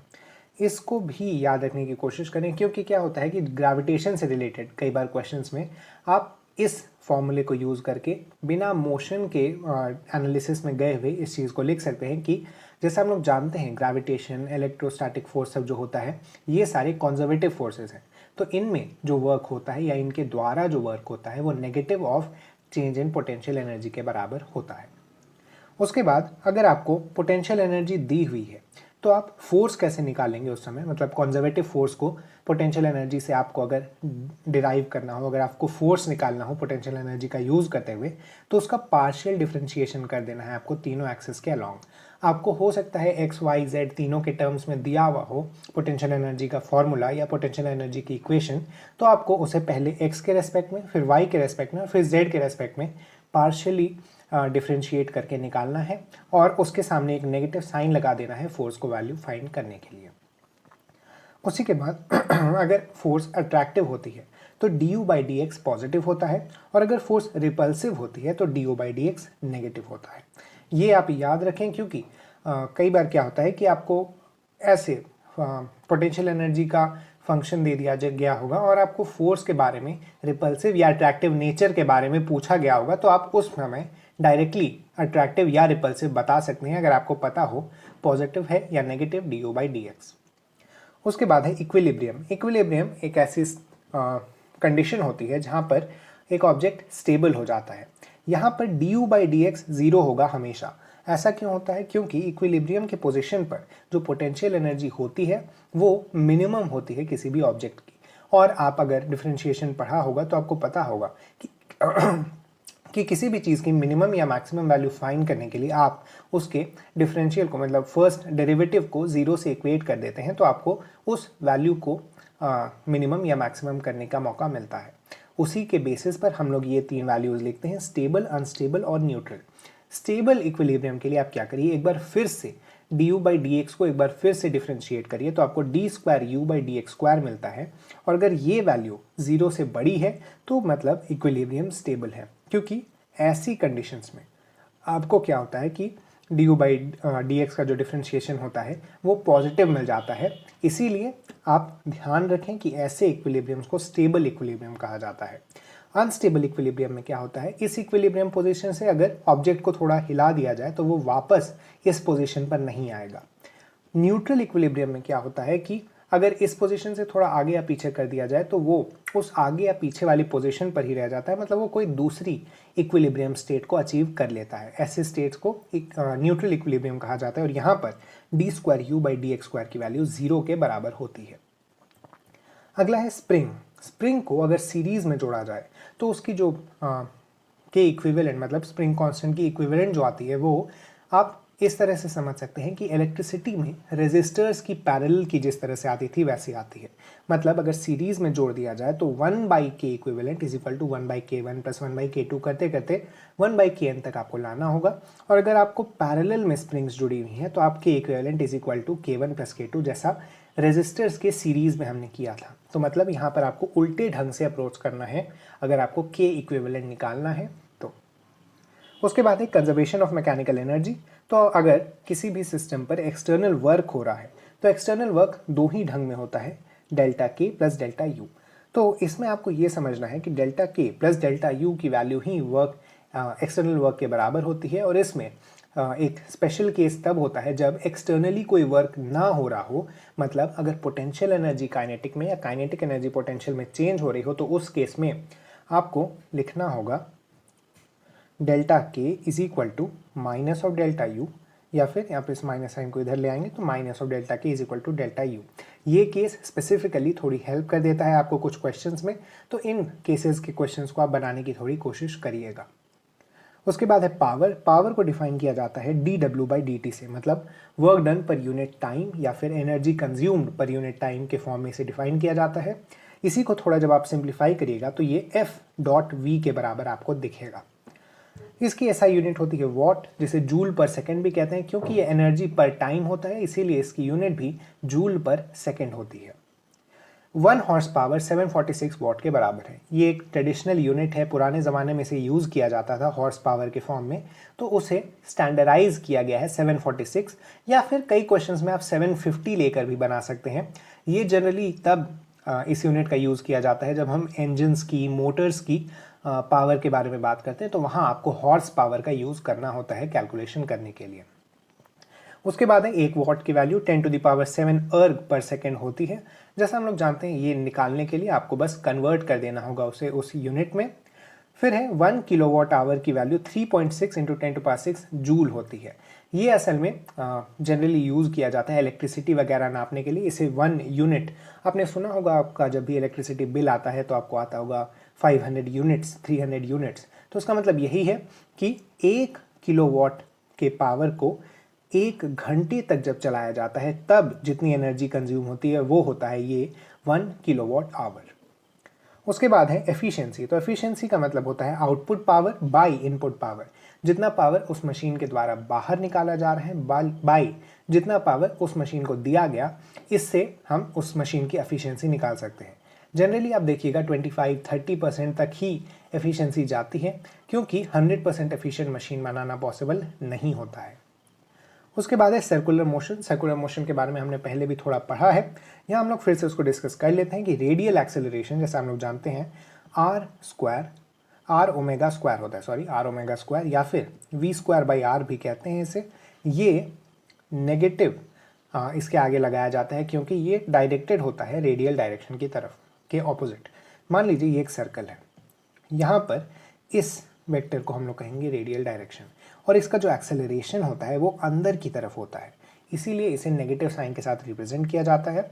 और टेंजेंशियल एक्सेलरेशन आपको पता है अल्फा यहाँ पर अगर हो तो alpha into r is equal to a के बराबर होता है, ए टेंजेंशियल, तो इसे आप टेंजेंशियल एक्सेलरेशन कह सकते हैं। और यहाँ पर जो वेक्टर मैंने लगाए है एक्स्ट्रा वो रिप्रेजेंट करता है कि ये टेंजेंट के अलॉन्ग है सर्कल के।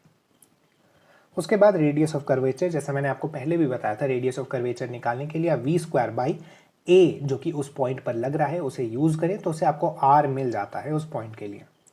बैंकिंग ऑफ रोड्स एक कॉन्सेप्ट है, तो इसमें क्या होता है कि जैसा मैंने आपको शुरू में बताया था, आपको एक फ्री बॉडी डायग्राम बना लेना चाहिए ऐसे केसेस में। और बैंकिंग ऑफ रोड से क्या होता है कि कई बार रोड्स के टर्निंग्स में एक्सीडेंट्स होने के खतरे रहते हैं, तो बैंक कर दिया जाता है रोड्स को, जिसकी मदद से क्या होता है कि जो मैक्सिमम स्पीड ऑफ टर्निंग होती है उससे मैच किया जा सकता है रोड्स की स्थिति को बिना टायर्स पर बहुत ज़्यादा फोर्स दिए।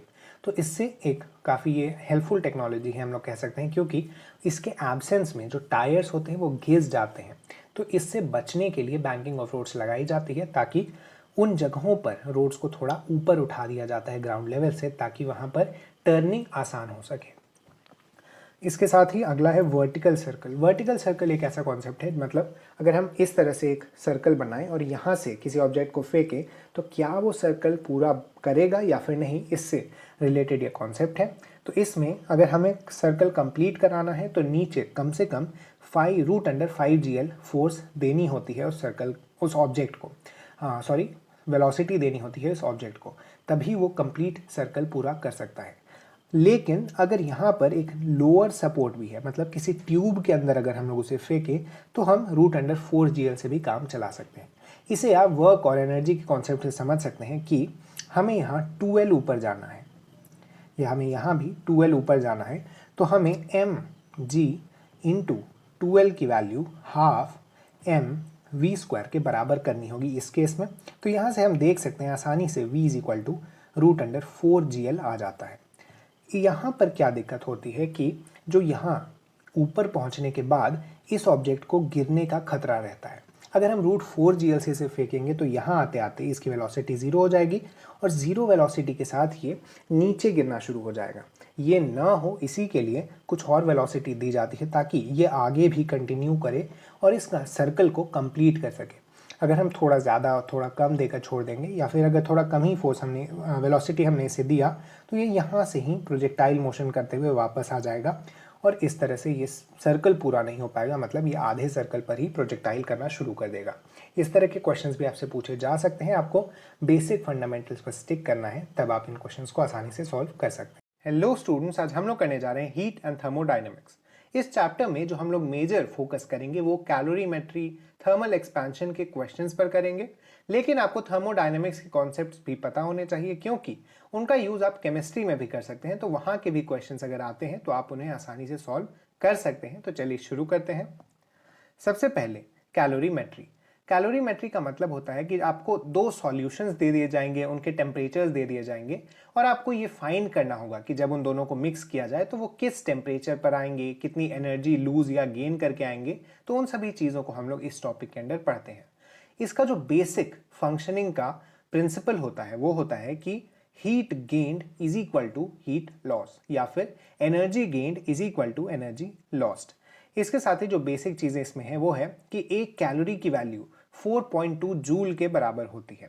होता क्या है कि एक कैलोरी उतनी एनर्जी या फिर उतना हीट होता है जिसका यूज किया जाता है 1 ग्राम वाटर का टेम्परेचर 1 डिग्री सेल्सियस बढ़ाने के लिए। Heat capacity heat supplied by change in temperature को कहते हैं। ये यूज किया जाता है इस टॉपिक से आने वाले क्वेश्चंस को यूज करने के लिए, को सॉल्व करने के लिए। हीट कैपेसिटी की एसआई यूनिट जूल पर डिग्री सेल्सियस या जूल पर केल्विन होती है। जैसा हम लोग देख सकते हैं, ऊपर हीट की यूनिट जूल और नीचे टेम्परेचर चेंज की यूनिट केल्विन होती है, तो उससे हम लोग आसानी से इसकी एसआई यूनिट बता सकते हैं। आगे है स्पेसिफिक हीट कैपेसिटी। तो हीट कैपेसिटी में क्या होता है कि जब हम लोग पूरे ऑब्जेक्ट की बात करते हैं तो हीट कैपेसिटी उस ऑब्जेक्ट की होती है, लेकिन कई बार हमें क्या होता है कि छोटे छोटे पार्ट्स के चेंज ऑफ हीट को या फिर चेंज ऑफ एनर्जी को कैलकुलेट करना होता है, या फिर यूनिटरी मेथड का यूज करना होता है अलग अलग मासेस को या फिर अलग अलग ऑब्जेक्ट्स को कैलकुलेट करने के लिए। तो उस केस में हम लोग को हेल्प करता है स्पेसिफिक हीट कैपेसिटी, जिसे C से डिनोट किया जाता है। इसमें हीट कैपेसिटी को m से डिवाइड करते हैं, मतलब उस मास ऑफ ऑब्जेक्ट से डिवाइड करते हैं इस क्वांटिटी को लाने के लिए। बस इसके एसआई यूनिट में भी पर केजी भी जुड़ जाता है। आगे हम लोग देखें, चेंज ऑफ हीट या फिर हीट सप्लाइड या फिर एनर्जी सप्लाइड होता है m इंटू सी इंटू डेल्टा टी। बस यहाँ पर m डेल्टा टी को जब हम लोग ऊपर ले आएंगे तो हमें डेल्टा क्यू मिल जाएगा। तो इसी को, इस फॉर्मूले को आप मान सकते हैं कि कैलोरीमेट्री का सबसे इंपॉर्टेंट फॉर्मूला, और इस पर ही कैलोरीमेट्री के ज्यादातर क्वेश्चन सॉल्व किए जाते हैं। तो इस फॉर्मूले को आप जरूर याद रख लें, ये काफी इंपॉर्टेंट फॉर्मूला है। आगे है कि अगर एक हॉट और कोल्ड ऑब्जेक्ट को कांटेक्ट में लाया जाए तो हॉट ऑब्जेक्ट से कोल्ड ऑब्जेक्ट तक हीट ट्रांसफर होती है। या आप नेचर में भी इस फिनोमेना को कई बार देखेंगे कि आप अगर कोई गर्म बर्तन कहीं छोड़ देते हैं तो वो समय के साथ थोड़ा ठंडा हो जाता है, या फिर आप कभी चिल्ड कोल्ड ड्रिंक को बाहर छोड़ दें तो वो गर्म हो जाता है, मतलब सराउंडिंग के टेम्परेचर के इक्वल आ जाता है। ये क्यों होता है? क्योंकि हॉट ऑब्जेक्ट से कोल्ड ऑब्जेक्ट तक हीट ट्रांसफर होती है। ऐसे ही यहाँ पर जैसा मैंने आपको शुरू में बताया कि इसका जो बेसिक गाइडिंग प्रिंसिपल होता है वो होता है heat lost is equal to heat gained. मतलब आपको जो ये आपने फॉर्मूला लगाया है, इसी को दोनों ऑब्जेक्ट्स में लगाकर उन्हें इक्वेट कर देना होता है कि डेल्टा क्यू, मान लीजिए किसी ऑब्जेक्ट का पॉजिटिव आया और उससे सटाए जाने वाले ऑब्जेक्ट का जो डेल्टा क्यू आएगा वो नेगेटिव आएगा, मतलब जिस ऑब्जेक्ट को उसमें सटाया गया है वो ऑब्जेक्ट हीट लूज करेगी, तभी दूसरा ऑब्जेक्ट हीट गेन कर पाएगा। जैसा हम लोग जानते हैं एनर्जी कंजर्व रहती है, कभी भी एनर्जी को बनाया या मिटाया नहीं जा सकता। तो इसी बेसिस पर हम ये वाला चीज कहते हैं कि हीट लॉस्ट हीट गेन के बराबर होता है, और इसी के बेसिस पर हम लोग कैलोरीमेट्री के सभी क्वेश्चंस करेंगे। आगे है कि सॉलिड को जब लिक्विड में कन्वर्ट किया जाता है, मतलब मेल्टिंग जो होती है, उसे फ्यूजन कहा जाता है। ऐसे ही अगर लिक्विड को गैस में कन्वर्ट किया जाए तो उसे वेपराइजेशन कहते हैं, लेकिन अगर लिक्विड सॉलिड में कन्वर्ट हो तो उसे फ्रीजिंग कहते हैं। ये जनरल टर्म्स हैं जो कि आपको पहले से ही पता होंगे। Latent heat of fusion, latent heat of fusion भी ऊपर जैसे हमने पढ़ा हीट कैपेसिटी उसी की तरह होता है। इसे L से डिनोट किया जाता है और ये होता है Q बाई M के बराबर, मतलब heat supplied by per unit mass, तो उसे हम लोग लेटेंट हीट कहते हैं। लेटेंट हीट टेम्परेचर चेंज नहीं करता है, लेटेंट हीट स्टेट को चेंज करने में हेल्प करता है। तो आपने केमिकल बॉन्डिंग में पढ़ा है कि कैसे जब कोई मॉलिक्यूल होता है या फिर अगर कोई कंपाउंड होता है तो उसमें जो मॉलिक्यूल्स होते हैं या फिर उसमें जो एटम्स होते हैं वो सब एक दूसरे से इंटर मॉलिक्यूलर फोर्सेस से जुड़े रहते हैं। ये इंटरमॉलिक्यूलर फोर्सेस स्ट्रांग होती हैं या वीक होती हैं, वो डिपेंड करता है। लेकिन जब हम लोग स्टेट चेंज करते हैं तो आपने पढ़ा है कि सॉलिड्स में काफी क्लोजली बाउंड रहता है, लिक्विड्स में थोड़ा कम क्लोजली, और गैसेस में इरेगुलरली कहीं भी वो एटम्स या मॉलिक्यूल्स मौजूद होते हैं। तो बस इन्हीं इंटरमॉलिक्यूलर फोर्सेस को तोड़ने में काम आता है ये लेटेंट हीट। इस लेटेंट हीट के लिए आप ये फॉर्मूला ध्यान में रखें, Q is equal to LM। इसे भी हम लोग यूज करेंगे कई बार कई जगहों पर। इसके साथ ही आपको दो और चीजें यहां पर याद रखनी है कि लेटेंट हीट ऑफ फ्यूजन जो आइस की होती है वो होती है 80 कैलोरीज पर ग्राम। आपको इसे जूल में कन्वर्ट करने के लिए तो आ ही गया है, तो आप ये याद रखें कि ये 80 कैलोरीज पर ग्राम होती है। ऐसे ही लेटेंट हीट ऑफ वेपराइजेशन जो वाटर की होती है वो होती है 540 कैलोरीज पर ग्राम। इसके साथ ही ऊपर एक और चीज याद रखने वाली थी कि जो हमने ऊपर पढ़ा था स्पेसिफिक हीट कैपेसिटी, तो वाटर के लिए ये स्पेसिफिक हीट कैपेसिटी 1 कैलोरी पर ग्राम होती है। हमने ऊपर कैलोरी का डेफिनेशन देखा था कि कैसे 1 ग्राम वाटर का टेम्परेचर 1 डिग्री बढ़ाने में जो हीट कंज्यूम होती है उसे ही 1 कैलोरी का नाम दिया जाता है। तो बस उसी को यहाँ पर हम लोग रख के याद रख सकते हैं कि स्पेसिफिक हीट कैपेसिटी वाटर की 1 कैलोरी पर ग्राम पर डिग्री सेल्सियस होती है। ऐसे ही स्पेसिफिक हीट कैपेसिटी जो आइस की होती है वो होती है 1/2 कैलोरी पर ग्राम पर डिग्री सेल्सियस। आगे हम लोग देखें कि इम्प्योरिटीज अगर ऐड कर दी जाए किसी सॉल्यूशन में, या फिर अगर हम लोग स्पेसिफिकली वाटर की ही बात कर लें, तो अगर हम उनमें इम्प्योरिटीज डालते हैं तो उसका बॉइलिंग पॉइंट राइज कर जाता है। इसके बारे में आप लोग क्लास 12 में थोड़ा और डिटेल में पढ़ेंगे। आपको एक और चीज यहाँ याद रखनी है कि अगर एक्सटर्नल प्रेशर भी बढ़ाया जाए तो बॉइलिंग पॉइंट बढ़ जाता है। होता क्या है कि हम लोग इन प्रिंसिपल्स का यूज कुकिंग में करते हैं। हम लोग सॉल्ट डालते हैं पानी में ताकि जल्दी चीजें उबल जाए, बॉइलिंग पॉइंट बढ़ जाता है तो वाटर ज़्यादा टेम्परेचर तक जा सकता है लिक्विड स्टेट में ही। इसी के कारण अगर हम लोग एग उबलने डाल रहे हैं या फिर चावल उबलने डाल रहे हैं तो वो सारी चीज़ें जल्दी पक जाती हैं, जल्दी कुक हो जाती हैं।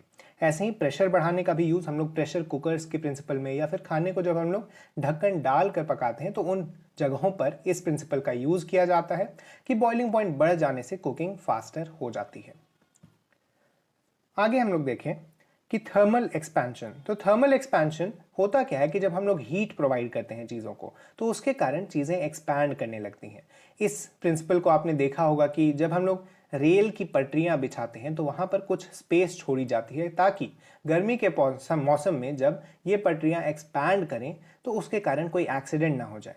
बस इसके लिए जो फॉर्मूला यूज़ किया जाता है वो ये है।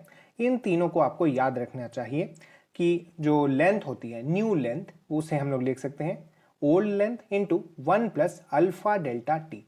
यहाँ पर अल्फा इसी एक कोएफिशिएंट है जो कि रिप्रेजेंट करता है कि कितना चेंज होगा लेंथ में अगर डेल्टा टी से टेम्परेचर को चेंज किया जाए। ऐसे ही एरियल एक्सपेंशन के लिए, मतलब एरिया जब बढ़ता है तो उसके लिए बीटा, और वॉल्यूमेट्रिक एक्सपेंशन के लिए, मतलब जब वॉल्यूम बढ़ता है तो उसके लिए गामा का यूज किया जाता है। ये रिलेशन भी आपको याद रखना है कि बीटा 2 अल्फा के बराबर और गामा 3 अल्फा के बराबर होता है। इसको आप आसानी से डिराइव कर सकते हैं। आपने पहले चैप्टर में जैसे पढ़ा था कि अगर छोटी चीज़ें होती हैं तो उसे बहुत ही स्मॉल क्वांटिटीज़ को हम लोग इग्नोर कर देते हैं, तो उसी को आप अप्लाई करते हुए इसे आसानी से निकाल सकते हैं।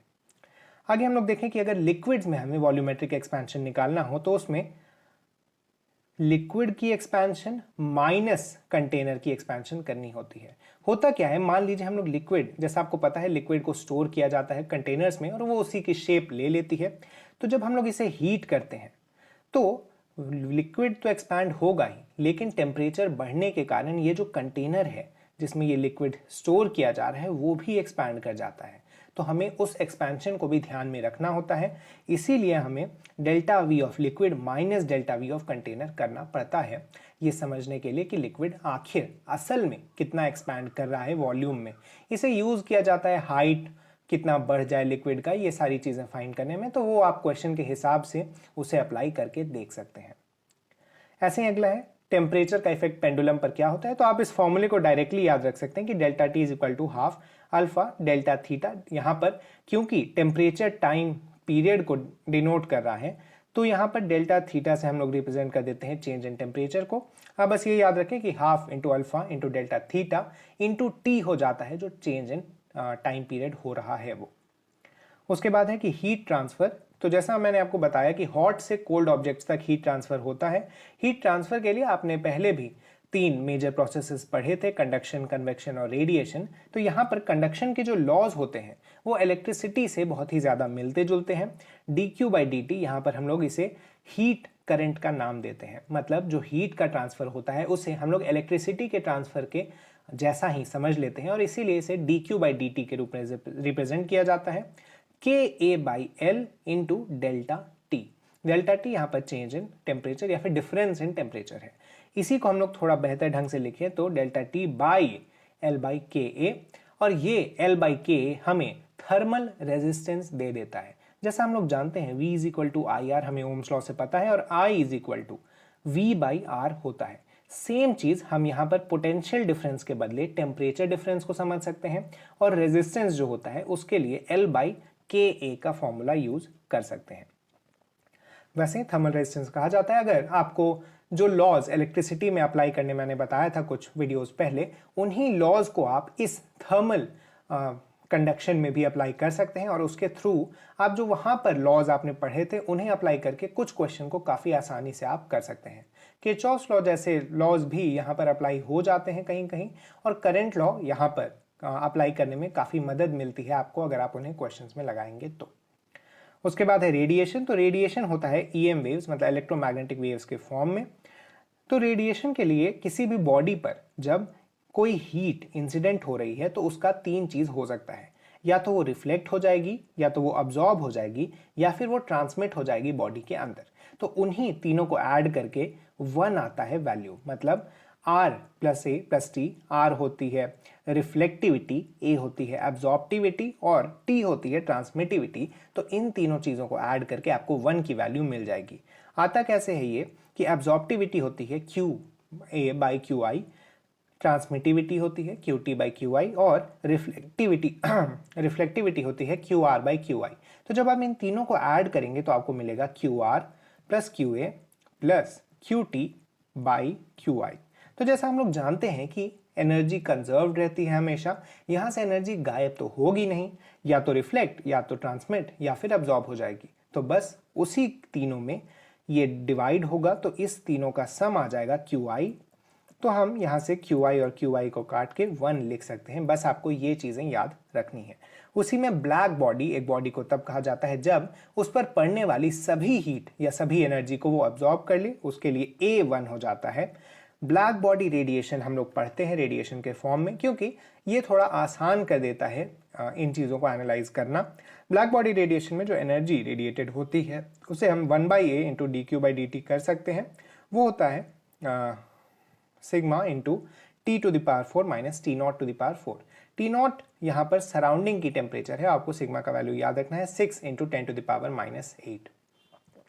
यहाँ पर हम लोग माइनस dt/dt मतलब change in temperature by change in time लिख सकते हैं sigma A/mc into T⁴ minus T0⁴।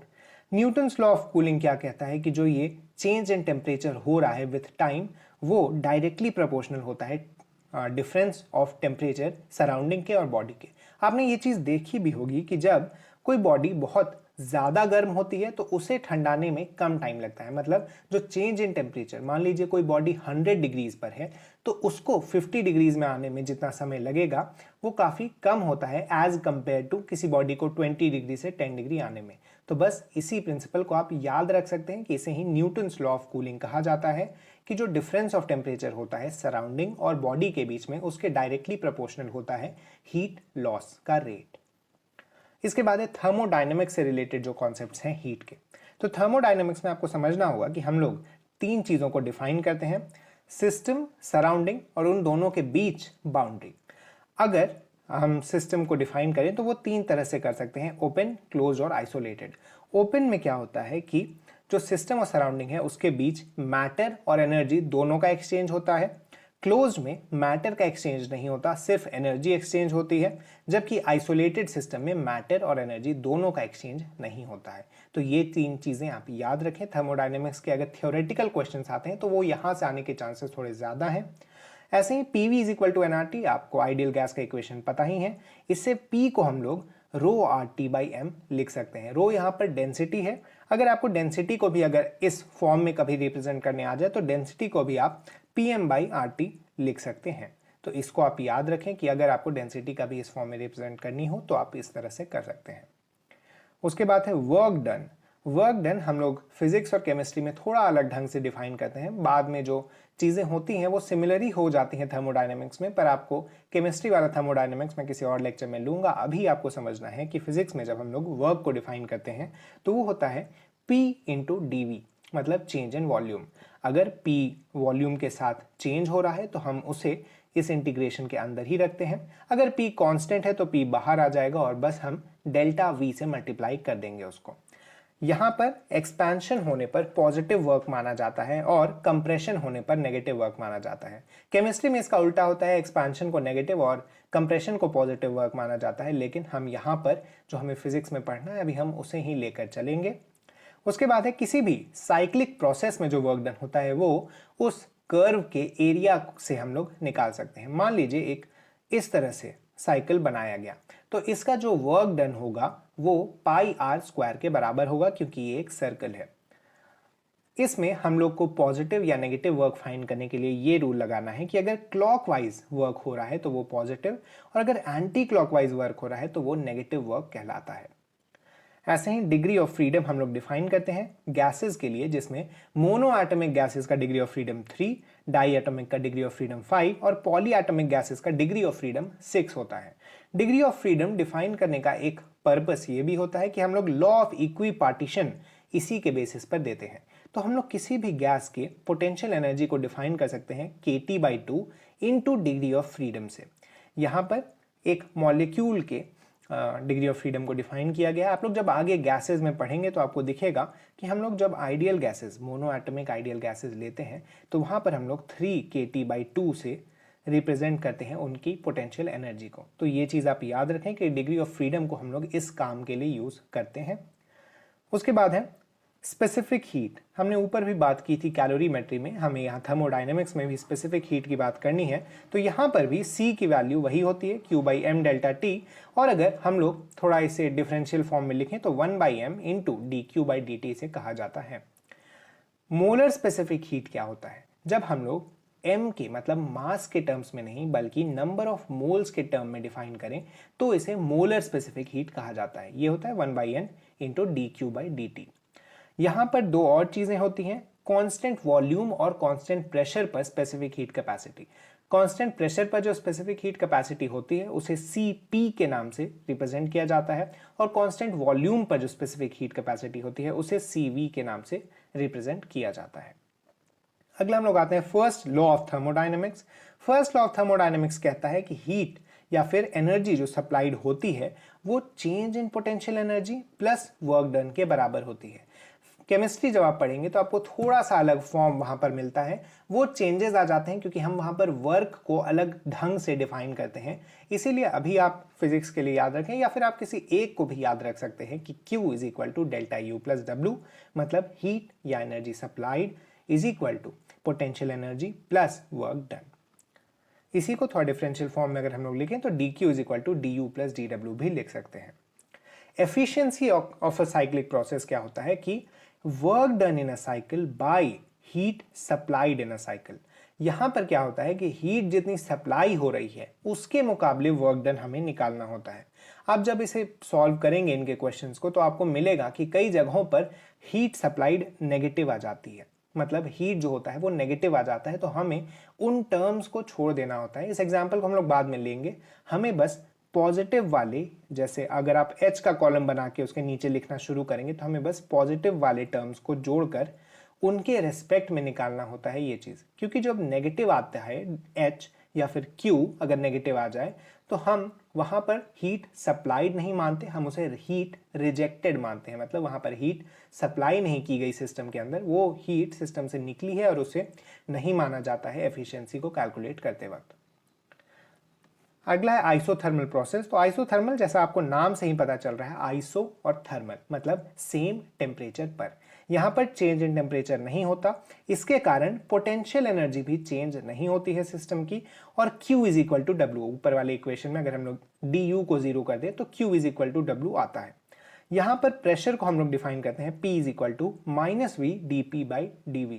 इसे ही bulk modulus of isothermal process कहते हैं। इसके बारे में, बल्क मॉड्यूलस के बारे में आप लोग इलास्टिसिटी वाले चैप्टर में पढ़ेंगे। अभी बस आप याद रख लीजिए कि जो प्रेशर होता है वो माइनस वी dP/dV के बराबर होता है, और यही bulk modulus of isothermal process कहलाता है। आइसोथर्मल प्रोसेस में स्पेसिफिक हीट कैपेसिटी इंफिनिटी चली जाती है, जैसा हमें पता है, क्योंकि टेम्परेचर चेंज नहीं हो रहा है, डेल्टा T जीरो हो गया है, इसीलिए C इंफिनिटी हो जाता है। वर्क डन होता है nRT ln V2/V1। इसका डेरिवेशन अभी आपको नहीं करना, आप अभी बस याद रखिए कि आइसोथर्मल प्रोसेस में जो वर्क डन होता है वो nRT ln V2/V1 के बराबर होता है। अगला है आइसोकोरिक प्रोसेस। आइसोकोरिक प्रोसेस का मतलब होता है वॉल्यूम कांस्टेंट रखना। यहां पर डेल्टा U Q के बराबर हो जाता है क्योंकि वर्क डन जीरो होता है। हमने ऊपर पढ़ा था कि P dV के बराबर होता है, लेकिन dv जब कांस्टेंट हो जाए, मतलब वॉल्यूम जब कांस्टेंट हो जाए तो dv 0 हो जाएगा, मतलब वर्क डन 0 हो गया। तो ऊपर वाले फॉर्मूले में अगर आप डाल दें तो Q is equal to delta U के बराबर आ जाता है। यहां पर जो हम लोग C डिफाइन करते हैं, मतलब specific heat in constant volume, CV हमने ऊपर पढ़ा था, वो जब हम लोग डिफाइन करते हैं उसका वैल्यू होता है R/2 into degree of freedom.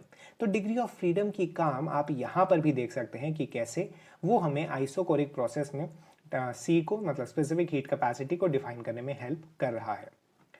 यहां पर डेल्टा U जो होता है वो NCV डेल्टा T के बराबर होता है, क्योंकि यहां पर Q जो होगा वो NC डेल्टा T होगा, यहां पर Q ही डेल्टा U के बराबर है यहाँ ऊपर वाले इक्वेशन से, और C तो CV के बराबर है ही, तो यहां से ये इक्वेशन अगर आप देखेंगे तो डिराइव हो जाता है। अगला है आइसोबारिक। हमने पढ़ा था कि प्रेशर को हम लोग बार्स में रिप्रेजेंट करते हैं, तो उससे आप याद रख सकते हैं कि आइसोबारिक जब लिखा हो मतलब P कांस्टेंट है। यहां पर delta U Q minus W के बराबर होता है। यहां वॉल्यूम टेम्परेचर के डायरेक्टली प्रोपोर्शनल होता है। आपने पढ़ा है PV is equal to nRT। यहां पे nR तो कांस्टेंट होते ही हैं, अगर P को भी कांस्टेंट कर दिया जाए तो V directly proportional to T आ जाता है। यहीं से ये चीज आई है। यहां जो वर्क डन होता है वो होता है P into V2 minus V1। क्योंकि प्रेशर कांस्टेंट हो गया है तो उसे इंटीग्रेशन से बाहर निकाल सकते हैं, डायरेक्टली V2 माइनस V1 वहां लिखा जा सकता है, is equal to NR TF minus TI। जैसा हम लोग जानते हैं PV is equal to NRT, तो उसी को हम लोग यहाँ पर यूज करते हैं ये दूसरा वाला फॉर्मूला लाने के लिए, अगर आपको टेम्परेचर्स दिए हुए हो फाइनल और इनिशियल। यहां पर जो CP होता है, मतलब specific heat capacity under constant pressure, वो होता है R into F/2 plus 1, degree of freedom by 2 plus 1।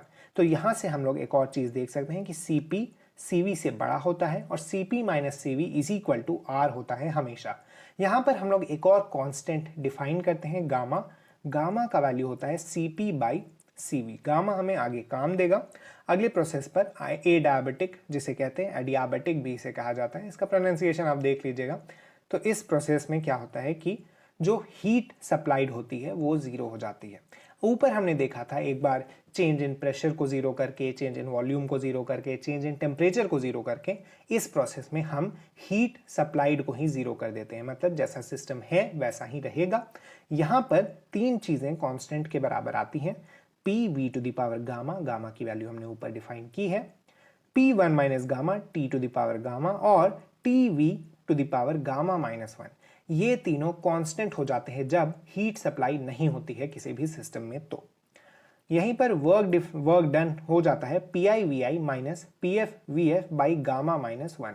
यहाँ हीट एक्सचेंज नहीं हो रहा है जैसा हमने ऊपर देखा, और गामा की वैल्यू आप यहाँ से इस फॉर्मूले में रिप्लेस कर दीजिए तो आपको यहाँ आसानी से वर्क डन की वैल्यू मिल जाती है PI/VI minus PF/VF by gamma minus 1। अगला है कि जो du यहां पर होता है वो माइनस dw के बराबर होता है। क्योंकि यहां पर q नहीं है, मतलब u प्लस w 0 हो जाता है, तो यहां से हम लोग इसे आसानी से लिख सकते हैं du is equal to minus dw, और यही माइनस NCV dt के बराबर हो जाता है। यहां पर m एडियाबेटिक जो होता है, मतलब जो स्लोप होती है एडियाबेटिक प्रोसेस की, वो gamma into slope of isothermal process होती है। इसीलिए अगर आपको स्लोप्स दिए हुए हों, दो कर्व्स दी हुई हों, तो वहां पर आप आइडेंटिफाई कर सकते हैं एडियाबेटिक और आइसोथर्मल प्रोसेस को कैसे, कि एडियाबेटिक की जो कर्व्स होंगी वो स्टीपर होंगी, मतलब वो ज्यादा झुकाव वाली होंगी as compare to isothermal processes. अगला है मोनोएटॉमिक गैसेस या डायटोमिक और पॉलीएटॉमिक गैसेस के लिए CP और CV की वैल्यूज क्या होंगी। ऊपर हमने डिफाइन किया भी था इसे थोड़ा सा, कि कैसे डिग्री ऑफ फ्रीडम से मल्टीप्लाई करके हम CV की वैल्यू निकालते हैं और फिर degree of freedom by 2 plus 1 करके हम CP की वैल्यू निकाल सकते हैं। तो बस उसी को हम लोग यहाँ पर थोड़ा सा स्पेसिफिकली पढ़ लेते हैं, इसे आप याद भी कर लें, क्योंकि इन चीज़ों को आप डायरेक्टली अप्लाई करना पड़ सकता है क्वेश्चंस के अंदर। तो यहाँ हम लोग देखें कि मोनोएटॉमिक गैसेस के लिए 3R/2, डायएटॉमिक के लिए 5R/2 और पॉलीएटॉमिक के लिए 6R/2 होता है। CV का वैल्यू मतलब FR/2 के बराबर ही आ रहा है, और इसमें CP की वैल्यू आप बस इसमें एक R जोड़ दीजिए, तो 5R/2, 7R/2 और 8R/2 होता है। गामा हम लोग यहां से डिफाइन कर सकते हैं, जैसा हमने ऊपर पढ़ा है CP/CV के बराबर होता है, तो इसे ही हम लोग यहां डाल दें तो 1.67 आता है मोनोएटॉमिक के केस में, 1.4 आता है डाइएटॉमिक और 1.33 आता है पॉलीएटॉमिक गैसेस के केस में। इसे आप आसानी से इन दोनों को डिवाइड करके इनका जो रेशियो आ रहा है उससे निकाल सकते हैं। अगर हमें एक गैशियस मिक्सचर दे दी जाए तो उस केस में हम लोग गामा को डिफाइन करने के लिए क्या करते हैं, N1Cp1 प्लस N2Cp2, यहाँ पर N1 N2 उसके जो नंबर ऑफ मोल्स हैं या फिर मोल फ्रैक्शन भी अगर हो तो उससे भी काम चल जाएगा, उनकी मदद से हम लोग यहाँ पर गामा डिफाइन करने की कोशिश करते हैं। उसके नीचे हमें डिवीजन में N1Cv1 प्लस N2Cv2 करके लाना है और इसकी मदद से हम लोग एक मिक्सचर का भी गामा निकाल सकते हैं और उसके बाद हम लोग उस मिक्सचर की भी स्पेसिफिक हीट कैपेसिटी या फिर अगर वो मिक्सचर एडियाबेटिक प्रोसेस को गो थ्रू कर रहा है तो उस केस में हम लोग वो सारी चीजें भी डिराइव कर सकते हैं। हेलो स्टूडेंट्स, आज हम लोग बात करने जा रहे हैं फ्लूइड्स, सेंटर ऑफ मास और रोटेशन की। चलिए शुरू करते हैं। सबसे पहले फ्लूइड्स में हम लोग बात कर रहे हैं कि सबसे पहले अगर हमें किसी भी फ्लूइड के अंदर किसी पॉइंट का प्रेशर चाहिए होता है तो उसके लिए हम लोग कौन सा फॉर्मूला लगाते हैं, तो वो होता है P is equal to PATM plus rho GH। PATM यहाँ पर एटमॉस्फेरिक प्रेशर है। अगर मान लीजिए किसी फ्लूइड के ऊपर यहाँ पर एटमॉस्फेयर है तो वो भी इस पर एक प्रेशर लगाता है। इसके साथ ही अगर हम किसी नीचे वाले पॉइंट पर जा रहे हों तो ये जो डिस्टेंस है उसके सरफेस से उसे H हम लोग मानते हैं और वहाँ पर रो इस फ्लूइड की डेंसिटी होती है। ये चीज़ें आपको याद रखने की ज़रूरत है। इसी के साथ अगला है बोयेंट फोर्स जो लगता है किसी भी बॉडी पर जब वो फ्लूइड के अंदर प्रेजेंट होता है, वो होता है रो VG। यहाँ पर याद रखने वाली चीज़ ये है कि ये जो V है वो volume submerged under the fluid है। इसे आप इस तरह से भी समझ सकते हैं कि बोयेंट फोर्स वो फोर्स है जो कि इक्विवेलेंट होता है weight of the fluid displaced के। तो weight of the fluid displaced हम लोग कैसे निकालेंगे, जितना भी ऑब्जेक्ट का वॉल्यूम फ्लूइड के अंदर है उतना फ्लूइड बाहर चला गया होगा, तो इस ऑब्जेक्ट के मास को निकालते हैं हम लोग V इंटू रो से। हमें पता है रो जब डेंसिटी होती है तो density is equal to mass by volume, तो जब हम लोग वॉल्यूम को डेंसिटी से मल्टीप्लाई करते हैं तो हमें मास मिल जाएगा। इस डिस्प्लेस्ड फ्लूइड का जब हमें वेट निकालना है तो हम बस इसे G से मल्टीप्लाई कर देते हैं और हमें ये मिल जाता है। आगे हम लोग बढ़े एपरेंट वेट। एपरेंट वेट क्या होता है कि मान लीजिए हम लोग किसी ऑब्जेक्ट को फ्लूइड में सबमर्ज कर दिए, पूरी तरह से नहीं भी तो इतना हो गया। यहाँ पर इस पर एक फोर्स तो नीचे लग रहा होगा ग्रेविटी का, लेकिन इस पर एक बोयेंट फोर्स लग रहा होगा ऊपर की तरफ। तो अगर अब हम लोग इसका वेट मेजर करें, मान लीजिए हम लोग किसी स्प्रिंग बैलेंस के थ्रू इसे मेजर करने की कोशिश करते हैं तो हमें इसके ओरिजिनल वेट से कम वेट पता चलता है, इसीलिए इसे एपरेंट वेट कहा जाता है। आगे हम लोग देखें हाइड्रोलिक लिफ्ट। हाइड्रोलिक लिफ्ट एक काफ़ी अच्छा कॉन्सेप्ट है। यहाँ आपने अगर किसी कार वॉशिंग सेंटर वगैरह में देखा होगा तो इसमें बहुत ही छोटा सा फोर्स हम लोग अपनी तरफ से लगाकर बहुत ही भारी व्हीकल्स को उठा सकते हैं। ये कैसे काम करता है कि प्रेशर कांस्टेंट होता है जब फोर्स बाय एरिया को हम लोग इक्वलाइज करते हैं। तो मान लीजिए हम लोग एक बहुत छोटे से एरिया पर छोटा सा फोर्स लगाते हैं, तो जब हम लोग इसे एक बड़े एरिया के साथ कनेक्ट करेंगे तो वहां पर ये जो फोर्स वापस देगा उस ऑब्जेक्ट को वो बहुत ही ज्यादा बढ़ जाता है, क्योंकि प्रेशर कांस्टेंट रहना चाहिए। आगे हम लोग देखें कि यहाँ पर एक डायग्राम के थ्रू रिप्रेजेंट किया गया है कि जब हम लोग एक हॉरिजॉन्टल लाइन खींचते हैं तो उस हॉरिजॉन्टल लाइन पर जितने भी पॉइंट्स होते हैं उन सभी का प्रेशर इक्वल होता है। ये हम लोग ऊपर वाले फॉर्मूले से भी देख सकते हैं कि यहाँ पर PATM लग रहा होगा और उसके बाद जितना भी हाइट हम लोग नीचे आएंगे उतने हाइट नीचे आने पर हमें इक्वल प्रेशर मिलेगा उस फॉर्मूले में डालने पर भी। आगे हम लोग देखें एवरेज प्रेशर जो साइड वॉल्स पे लगता है वो रो GH बाई 2 होता है, या आप एक तरह से कह सकते हैं कि जो बीच वाले पॉइंट पर प्रेशर हो रहा होगा वही उस पूरे वॉल का एवरेज प्रेशर होगा। नहीं तो आप इंटीग्रेशन के थ्रू भी इसे कैलकुलेट कर सकते हैं। अगला है कि अगर हम लोग किसी भी कंटेनर को एक्सेलरेट करते हैं तो उसके कारण जैसा आपने NLM में पढ़ा होगा कि एक सूडो फोर्स टाइप का लग जाता है ऑब्जेक्ट के फ्लूइड के ऊपर, जिसके कारण फ्लूइड का जो शेप होता है वो हॉरिजॉन्टल से बदलकर इस तरह का स्लैंटेड हो जाता है। इससे होता क्या है कि एक G इफेक्टिव फोर्स लगती है।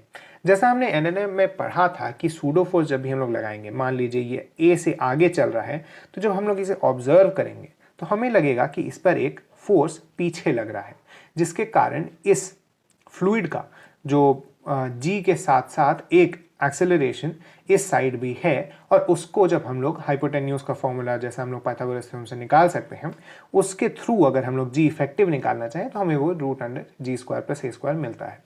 इस तरह से अगर आपको यहाँ पर कोई कैलकुलेशन करने को दिया जाए, मान लीजिए हमें ये वाला फॉर्मूला लगाना हो, तो यहाँ पर हम लोग जी के बदले जी इफेक्टिव यूज़ करेंगे अगर हम लोग इस तरह का स्लैंटेड हाइट यूज़ कर रहे हैं। तो ये बात याद रखने की ज़रूरत है। यहाँ पर मान लीजिए आपसे किसी क्वेश्चन में इस तरह का डायग्राम दिया गया हो, आपको जी इफेक्टिव दिया हो और आपको इस हाइट पर या इस डेप्थ पर प्रेशर बताना हो, तो वहाँ पर आपको याद रखना है कि आप जी इफेक्टिव यूज़ कर रहे हो, ना कि जी। आगे हम लोग बढ़ते हैं। यहाँ पर हम देख सकते हैं कि जैसा वेलोसिटी और एरिया को अगर हम लोग रिलेट करने की कोशिश करें तो वो हमें मिलता है v1a1 = v2a2 = va कांस्टेंट। मतलब एक पाइप के क्रॉस सेक्शन से कितने वेलोसिटी से फ्लूइड फ्लो करेगा वो डिपेंड करता है कि उसका क्रॉस सेक्शनल एरिया कितना ज़्यादा है। ये इसीलिए है क्योंकि जो हमें फाइनल वॉल्यूम का फ्लो रेट चाहिए वो इक्वल होना चाहिए। तो इस वॉल्यूम के फ्लो रेट को इक्वल करने के लिए हमें दिखता है कि जितना ज़्यादा एरिया होगा उतनी कम वेलोसिटी, और जितना कम एरिया होगा उतनी ज़्यादा वेलोसिटी हमें देखने को मिल सकती है। आगे हम लोग देखते हैं बर्नौलीज़ थ्योरम। बर्नौलीज़ थ्योरम एक तरह से हम लोग कह सकते हैं, हमने जैसा पहले ही पढ़ा था कंजर्वेशन ऑफ एनर्जी वगैरह, उसी पर बेस्ड होता है। बर्नौलीज़ थ्योरम क्या कहता है कि किसी भी फ्लूइड में ये जो एक्सप्रेशन है ये कांस्टेंट होना चाहिए हमेशा। ये स्पेशली काम कब देता है, मान लीजिए आपको एक ऐसा फ्लूइड का फ्लो दिखाया गया हो जो कि अलग अलग हाइट्स पर अलग अलग क्रॉस सेक्शनल एरिया से होकर बह रहा है, तो वहाँ पर आपको बर्नौलीज़ थ्योरम लगाना पड़ता है अलग अलग जगहों के वेलोसिटी को फाइंड करने के लिए या कि वहाँ के प्रेशर को फाइंड करने के लिए। तो वो चीज़ आप यहाँ से देख सकते हैं, P + ½ ρv² + ρgh हमेशा कॉन्स्टेंट होना चाहिए। आगे हम लोग देखते हैं वेंचुरी मीटर एक डिवाइस होता है, आपको इसका नाम याद रखने की ज़रूरत नहीं है, बस आपको ये पता होना चाहिए कि ये काम कैसे करता है। तो इसमें हम लोग देख सकते हैं कि यहाँ पर हमें अलग अलग जगहों पर प्रेशर फाइंड करने में हेल्प करता है, और ये जो डिफरेंस ऑफ हाइट हमें देखने को मिलता है उसके थ्रू हम लोग निकाल सकते हैं ये जो डिफरेंस ऑफ प्रेशर इन दोनों पॉइंट्स पर एग्जिस्ट कर रहा होगा। इसका यूज़ बाद में हम लोग फिर बर्नौलीज़ थ्योरम में अगर लगाना चाहें या फिर आगे चलकर किसी और जगह पर हमें इसे यूज़ करना हो तो उसे हम इस तरह से मेजर करते हैं। आगे हम लोग देखें कि अगर हम किसी फ्लूइड भरे कंटेनर में एक होल करते हैं तो उसके थ्रू जो फ्लूइड बह रहा होता है वो जितना फोर्स लगाता है वो होता है ρAv² के बराबर। आप इसे आसानी से निकाल सकते हैं ऊपर मोमेंटम चेंज को यूज़ करते हुए। अगला है सरफेस एनर्जी। तो सरफेस एनर्जी डिफाइन होती है T × एरिया से, जो कि यहाँ पर T एक कांस्टेंट है। किसी भी ड्रॉप के लिए सरफेस एनर्जी πr² × T होती है, और किसी भी बबल के लिए T × 4πr² × 2 होती है। ऐसा क्यों देखने को मिलता है, क्योंकि जैसा हम लोग अगर देखें किसी भी बबल में या किसी भी ड्रॉप में सिर्फ एक सरफेस देखने को मिलती है, जबकि अगर हम लोग बबल की बात करें तो बबल में एक सरफेस बाहर और एक सरफेस अंदर की तरफ होती है। इसी कारण से जब हम लोग सरफेस एनर्जी निकालते हैं तो उसमें हम लोग × 2 कर देते हैं इसके केस में। लिफ्टिंग अगर हमें करनी हो किसी बॉडी की तो वहाँ पर फोर्स जो हमें लगाना पड़ता है वो mg के साथ साथ 2TL भी लगाना पड़ता है। ये सरफेस टेंशन के रूप में हमें देखने को मिलता है, जहाँ पर हमें कुछ एक्स्ट्रा फोर्स भी आप खुद देखेंगे। अगर आप किसी ऑब्जेक्ट को पानी में डिप करें और फिर जब आप उसे उठाने की कोशिश करते हैं तो पानी भी थोड़ा सा उसे स्टिक हो जाता है, जिसके कारण हमें थोड़ा एक्स्ट्रा फोर्स लगाना पड़ता है उसे उठाने के लिए। वो यही सरफेस टेंशन है। आगे हम लोग देखें एक्सेस प्रेशर जो किसी भी ड्रॉप या बबल के अंदर होता है। सेम कॉन्सेप्ट जो हमने ऊपर डिस्कस किया था, ड्रॉप में सिर्फ एक सरफेस है तो ये 2T/r होता है, जबकि बबल में दो सरफेसेस देखने को मिलते हैं तो ये 4T/r के बराबर होता है। आगे देखें अगर हम लोग दो बबल्स को कनेक्ट कर दें तो दो बबल को कनेक्ट करेंगे तो हमें देखने को क्या मिलता है कि जो छोटा बबल है वो और भी छोटा होते जाता है और जो बड़ा बबल है वो और भी बड़ा होते जाता है। ऐसा क्यों होता है, तो आप ये देख सकते हैं एक्सेस प्रेशर के फॉर्मूले में हमने देखा था 4T/r, तो जिसका r कम होगा वहाँ का प्रेशर ज़्यादा होगा, और हम लोग जानते हैं कि जो हवा होती है वो हाई प्रेशर से लो प्रेशर की तरफ बहती है। इसी कारण से हमें क्या देखने को मिलता है, अगर हम लोग एक छोटे और एक बड़े बबल को कनेक्ट करेंगे तो छोटा बबल और छोटा होता जाएगा और बड़ा बबल और बड़ा। ये वाली कॉन्सेप्ट आपको याद रखने की ज़रूरत है। हो सकता है आपसे कुछ थ्योरेटिकल टाइप क्वेश्चन में भी इसे पूछ दिया जाए। आगे हम लोग देखते हैं एंगल ऑफ कांटेक्ट। तो एंगल ऑफ कांटेक्ट में आपको जो याद रखने वाली चीज़ ये है कि वाटर जैसे फ्लूइड्स के केस में एंगल ऑफ कांटेक्ट 90 डिग्री से कम होता है, जबकि मरकरी जैसे फ्लूइड्स में ये 90 डिग्री के ज़्यादा होता है। आपने देखा भी होगा अगर आप थर्मोमीटर के बल्ब को तोड़ देते हैं तो वो बबल की मतलब वो किसी राउंड ऑब्जेक्ट की तरह ज़मीन पर गिरता है और उसे उठाना काफ़ी मुश्किल होता है। तो ये चीज़ आप इससे कह सकते हैं कि वो एंगल ऑफ कांटेक्ट इस तरह का बन जाता है कि वो एक सर्कुलर ऑब्जेक्ट की तरह शेप ले लेता है। सेम चीज़ हम लोग टेस्ट ट्यूब्स में भी अगर डालेंगे इन फ्लूइड्स को तो देखने को मिलेगा, जहाँ पर वाटर इस तरह का शेप बनाता है, मेनिस्कस जिसे कहते हैं, और मरकरी इस साइड इस तरह का शेप वहाँ पर ले लेता है। आगे हम लोग देखें कैपिलरी एक्शन। तो कैपिलरी एक्शन में आपको मेन चीज़ जो याद रखनी है वो ये है कि अगर हम लोग किसी भी कैपिलरी ट्यूब को फ्लूइड में डुबाएंगे तो कितने ऊपर तक कितने हाइट तक वो फ्लूइड उठेगा, तो वो होता है 2T/r रो जी के बराबर। यहाँ पर एक चीज़ याद रखने वाली ये है कि ये जो हाइट है वो इन्वर्सली प्रोपोर्शनल है आर के।